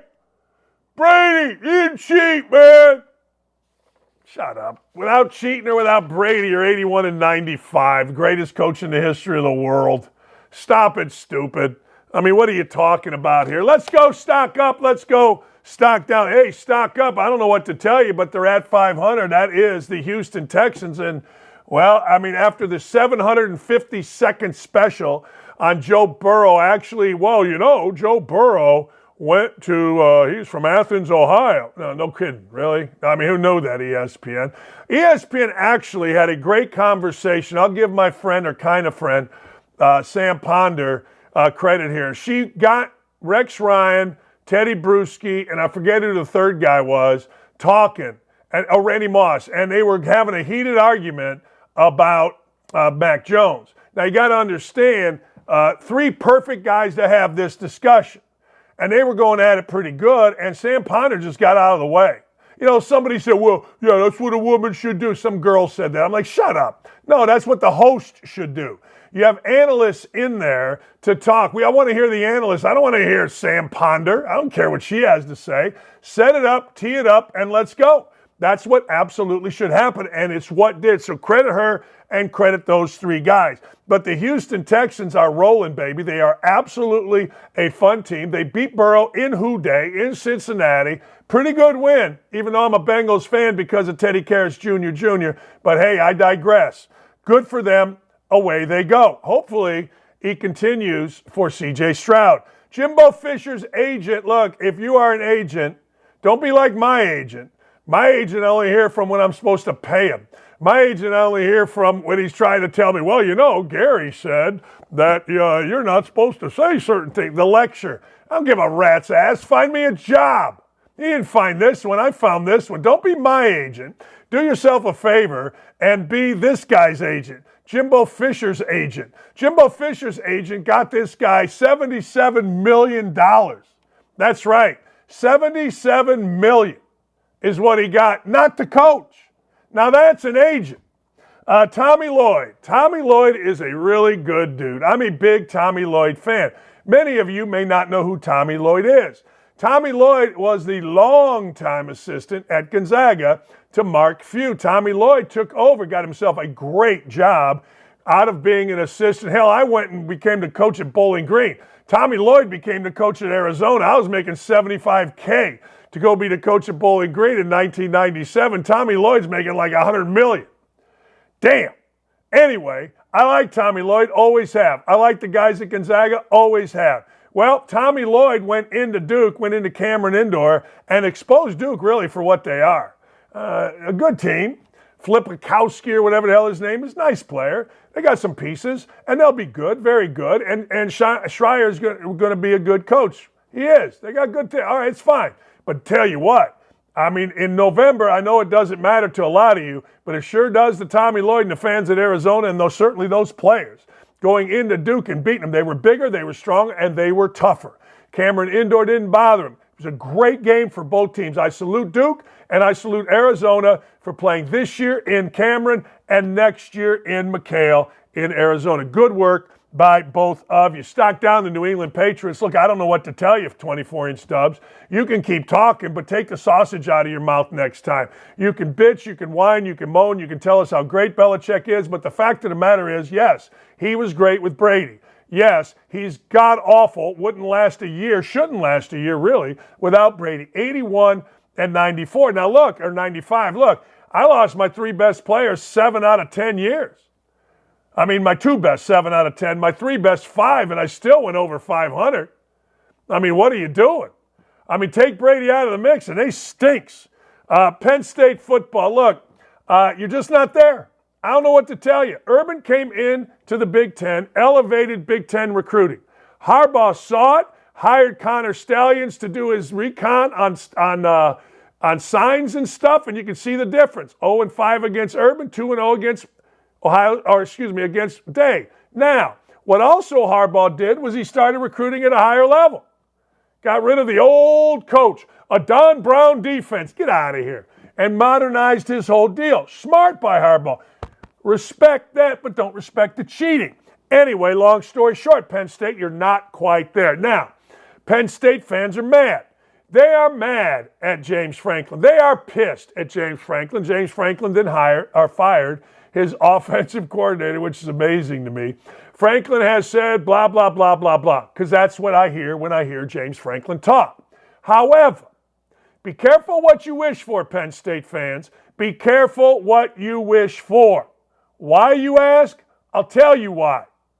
Because, you ready? I'm going to give you a name. Nebraska football. Bo Pelini. Bo Pelini won 9-10 games. Wasn't good enough. Nebraska now is an afterthought. Best thing's going to happen to Penn State? I'll tell you the best thing's going to happen to Penn State. Big Ten's going without divisions. They don't have to battle Michigan and Ohio State every year. It's not bad for Indiana either. Hey, look, I don't know what to tell you, but the only guys that can win at Florida are apparently Urban Meyer and Steve Spurrier. I don't know what these other guys are doing. You know, I honestly don't. I mean, damn, Florida football, Billy Napier, what are you doing? Everybody tells me, Billy Napier's the guy. Here's what that means. Billy Napier's on the right side of the media. And when you're on the right side of the media, guess what? You're the guy. It's simple. Until guess what? You ain't the guy. Billy Napier and Florida are an afterthought. They are. They're becoming like Indiana basketball, and I don't like it. Billy Napier and Florida are not where they need to be, and it would not surprise me if I picked up this phone, saw an alert, and it said Billy Napier's been fired. Florida got mad at Urban for winning 2 national championships and skedaddling, but Urban was a Yankee. He was from Ohio. He wasn't one of us. Now, everybody knows in the South, they love you as long as you win. Urban knew if he didn't win national championships, he'd have been out there in a hurry. Why is it only Spurrier and Urban can win big at Florida? I'll never understand it. Hey, this is the only rankings you need to pay attention to. You ready? Here they are. My college football rankings. Number 5. I'll go with number 1. Georgia football. Let's be honest. A lot of people thought that Georgia was going to get their brains beat out. Now, you got to understand the Dakich index. The Dakich index is all up in here. And the Dakich index goes by who's playing the best right now. Now, this all plays itself out. Make no mistake. It all does. This whole thing plays itself out. So don't worry about it. Georgia is going to play Alabama, or Alabama's going to play Georgia. You know what I'm saying. Ohio State's going to play Michigan. Michigan's going to play Ohio State. You know what I'm saying. But I saw Georgia play this weekend, and it was a statement. I said it earlier. I'll say it again. They made a statement. Dropped 52 on Lane Kiffin. It was a 10-point spread. Kiffin was getting 10.5, so I was getting 10.5, and it was a rout. 52-17? Come on. I mean, even if you're the biggest Ohio State fan, even if you're the biggest Michigan fan, you got to say, hey, hang on here. That was pretty impressive, period. Second, I am going with Michigan. Look, I don't get my morals from football coaches. Football coach like Harbaugh is a cheat. That's what his school said. He's a cheat and he's a liar. That's what it is. He's a cheat and a liar. They wouldn't have suspended Brian Mueller. They wouldn't have. But they did. Why? Because he's a cheat and a liar. So we fast forward. Only coach ever to be suspended not once but twice in one season. This time the Big Ten got him. Why? Being incompetent. He had a guy on his staff. I guess he went rogue. I don't know what he did. All I know is Harbaugh, instead of being immoral, said, yeah, I don't know. I know you're paying me millions. I know you want to make me the highest paid coach in college football. But I got to tell you, I didn't know what this guy that I hired was doing. I didn't know what this guy that I hired for a specific purpose of stealing signs was doing, even though he had a stack of papers this high standing next to me during games, even though he went incognito at Central Michigan, even though he was standing next to the defensive and offensive coordinators on the sideline. I didn't know. The level of incompetence is stunning, but I see what the Dakich index only takes what's going on in the field, and there you have it. I'm just not that impressed with Ohio State, but I am keeping them third. I am. Look, if they'd have struggled with Michigan State, I'd have said no. Alabama ahead of them. But I'm going third, Ohio State. McCord's good enough. Everybody's saying Nolan Harrison Jr. is the greatest wide receiver. Shut up. Shut up. Kayvon Thibodeau's greatest wide. Shut up. Let's just wait and see. Who knows what's going to happen? Look, this is all going to play out.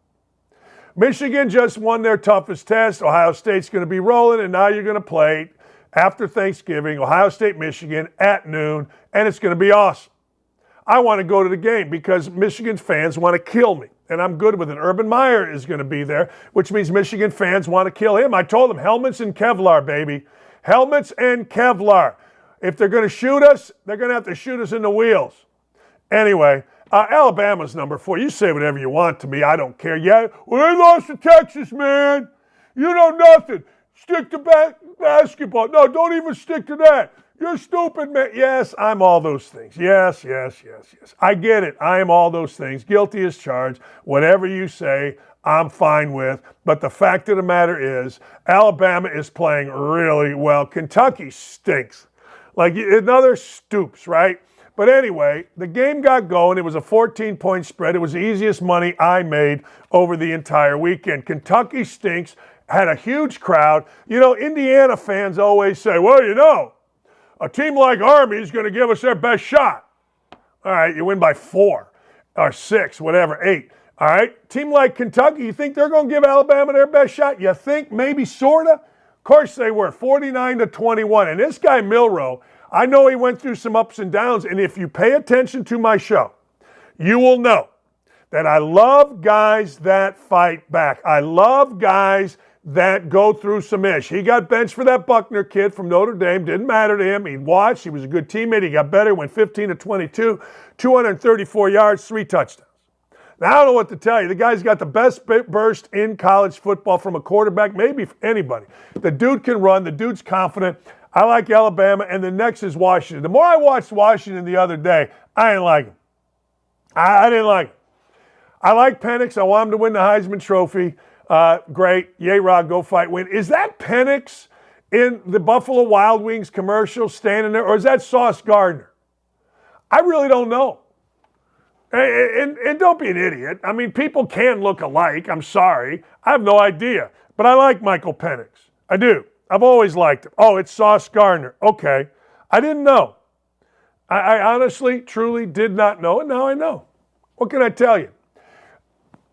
But there you go. Don't at me with your fandom Bolshevik. Don't even try it. I'm not here for your fandom. This is the definitive order at this point in the year. Everybody else has bias. I got no bias. What do I care? Well, you love Urban. Urban ain't the coach at Ohio State. If Urban was the coach at Ohio State, they'd be number 1. What do I care? You hate Harbaugh. I don't hate Harbaugh. I don't like cheats. Neither should you. You embarrass yourself by liking cheats. I watch what's going on the field at this time of year. Well, how can you not have Texas, man? Texas beat Alabama. Well, you're an idiot. I don't care who won a month ago. I'm talking about who's playing well now. Don't make me start up my Dan Dakich top 5 Big Ten index or my top 5 national basketball, or not national basketball, college basketball index. It'll make you all blow your head off. Hey, I got something I need from you guys, and I don't know if this violates whatever policies we have here or not. But my friend, Matt Canada, yes, that Matt Canada. Matt Canada is the offensive coordinator of the Steelers. I've known Matt a long time, all right? Matt Canada is a really good dude. Matt Canada's friend, I talked about this guy the other day, Bobby Smith. Bobby Smith is from New Pal, played basketball at Valdosta State. Bobby Smith is a dad. He adopted 2 minority kids. He coached basketball. Then he got a horrific, I think it was an infection in his hip. But he's a fantastic guy. So Bobby was a member of the Pacers wheelchair team with Landon and the rest. His wife, Melissa, hate to do this. Bobby died. I talked about him last Friday. Bobby passed away, I talked about him last Wednesday. I think he passed away Wednesday night. I got the message from Matt Canada Wednesday night. Matt sent me a text today. Here's the deal. What we're trying to do is this. We're trying to raise money. We're trying to raise money for this kid's kids. Bobby has, it's the Bobby, Smith Scholarship Fund. It's going to go to Jackson and Dalton, 2 minority kids that they raised. Bobby coached in a wheelchair numerous kids all across New Pal, Indianapolis, Carmel, all across it. Bobby Smith did more for people, and now it's time to help. I'm going to continue to talk about this. I may get Matt, if Matt has time to do the show. I may see if Matt can join the show tomorrow or maybe later on next week. I don't know. And I don't know what the rules are for coordinators in the NFL. But once again, the Pittsburgh Steelers won. They're like 18-5 in their last 3, and you idiots are mad at Matt Canada. Matt Canada is a great dude, and we are all in on helping. Period. If you want to help, send me an email, at dandakich.com. Look, I don't know if anybody, Aaron or Gary's going to get mad at me for doing this, but when you hire me to do a show, this is the kind of stuff that I do. I don't know if I'm supposed to run it through channels, and frankly, I don't care. I want to help 2 little kids that don't have nothing. I want to help a mother that the insurance wouldn't pay for most of Bobby Smith's, because I have no idea why. I guess I could look up Matt's thing. Current situation. Since his I guess he had an accident. He's been battling every day. Found a way to prosper. Married a great woman in Melissa. Been an amazing father. Impacted hundreds. He's now home, being made comfortable. Bobby died. And I'm probably going to cry. I didn't ever met Bobby, or maybe I did. I don't know. But I got to tell you, we need to help this family. We need to help this family, period. Bobby Smith Foundation, Bobby Smith Scholarship Fund for 2 little African-American boys that he and his wife, Melissa, adopted. Need your help. Email me. I don't care if you give $5. I don't care if you give $5,000. I don't care. We got to raise money. We've raised up to $100,000 for people at different times. The kid who got hurt that was going to Vermont from Columbus, Indiana. It's what we do here on this show. You guys that have watched this show, you know. I'm going to send it out on Twitter. I'll try to get all the information with links and everything else. But if you have a corporation, it's a 501c3. Need your help. Need your help desperately. Help these kids. All right. We can create a graphic. Yes. We can create a graphic. Let's do this right with Matt. See, that's why I love working here. That's why I love Gary and Aaron, Dylan and Nick and Nick. That's why I love these guys. Got it right from the boss man. We can create a graphic. Let's do this right with Matt and raise a ton of money. Boom! I'll get a hold of Matt after the show. Get this figured out. Thank you, Aaron. See, it's my favorite job I've ever had. It is. I've had a lot of good jobs. Now, you're going to say, I've never been fired. I got a lot of good jobs, and this is the best because this is what we do. This is what we freaking do. Period. When you hire me, this is what you get. It is. Also, all right, while I'm on one, I need organizations that need to get kids bikes. Serious business. Like, I got a ton of money. We're going to give away about 50 bikes at Christmas. I think we've got 5 organizations, but we should have 50 organizations. I'm not getting the word out well enough. All you got to do is go to dandakich.com. There's a form you fill out for your organization. I mean, I'm only giving it to legit organizations. Like, hey, I'm not giving it, Sweet Susie that lives in a big house in Carmel lost her bike, and I'm like, you can go buy one. I'm talking about kids that are disadvantaged that need bikes at Christmas. So I know the Indy Star doesn't like, but who cares? This is what we're going to do, period. It's what we do. You hire me, this is what we do. Boom! Boom! All right. 24-inch dubs, I await your voicemail. Give it to me, baby. What do we got in here in terms of woke-a-dope? Dear leftists, you owe us conspiracy theorists an apology. That is all. The best thing you can be called about something you talk about is for Gannett, Indy Star, Washington Post, New York Times, Biden, sycophants of Biden to call you a conspiracy theorist. When I joined OutKick, the adulterous douchebag that is Greg Doyle said, I'm joining a far-right conspiracy theory website. How's that worked out? Doyle's still pushing masks. Doyle's still pushing the vaccine. Doyle is still doing things that we did and know are wrong, but he's still pushing them. I would argue that between my Twitter site, OutKick's site, the guys on OutKick's Twitter site, we pretty much shoot you straight. Like, I got no bias. What do I got? I got nothing. I got squat. All right? I got squat. Well, there you go. All right, next. Oh, boy. Does the president have a message for Iran about the 60 attacks it's made on our troops? Please stop until the election. You're making me look bad. I get it. I get it. I get it. I get it. We got to wait. COVID is COVID. They tried to bring monkeypox. Remember when they tried to bring monkeypox?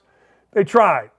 It didn't work. They tried, but nobody really cared so much about a bunch of gay dudes having orgies and getting disease. I mean, hard to go with the immorality and say, well, they tried. So COVID's coming back. I mean, it's an election. Within the next year, Joe Biden will be talking about the cold, gray winter. Hey, look, let me explain this to you. I don't give a damn about your politics. Take your ass to the store. Take your ass to the store and look around at the prices. And if you know anything about shopping, which I really, truly learned when I got divorced, and I love to go shopping. I got no problem going shopping. I actually like it. And check out the prices and then tell me Bidenomics is good. Man, and you're going to vote for this idiot? God bless you. Next. The same people that are arguing, demanding you tolerate and accept their way of life, hate you passionately for years. Boy, is this true. The most tolerant, my wife said this to me the other day. She said, you knew that liberals were frauds. I'm not even a conservative. I'm not going to lie. I just pay attention. That's why my Twitter site's the greatest site for news, politics, sports, pop culture. I'll give it all to you because I don't have a bias. Hey, look, I don't care who the president is. I'm certainly not going to get my morality from any politician. I got my morality from my parents and Catholic guilt, priests, nuns hitting me, punching me. I ain't mad about them. I love them for it. Anyway, I was the first, at least in my wife's world, to say, hey, look, these freaking people, these freaking liberals that say they're so freaking tolerant are full of shiza. I love this graphic. You go, Jim. Hey, Gary and Aaron, Nick 2, Dylan, sorry about your Vols. Tommy Fleetwood's due to win. I hope you like the new background. It'll be better tomorrow. Apparently I downloaded the wrong one. But I like having number 11 over my shoulder. Wait, that way. I like having a Big Ten championship over my shoulder. I got a noon appointment, but first, I have to go potty. Enjoy your day. Thanks for being here. Everybody on the YouTube chat, just brutalize, just destroy 24-inch dubs, will you? Just let them know. Chicken blank don't fly on Don't At Me. See you tomorrow.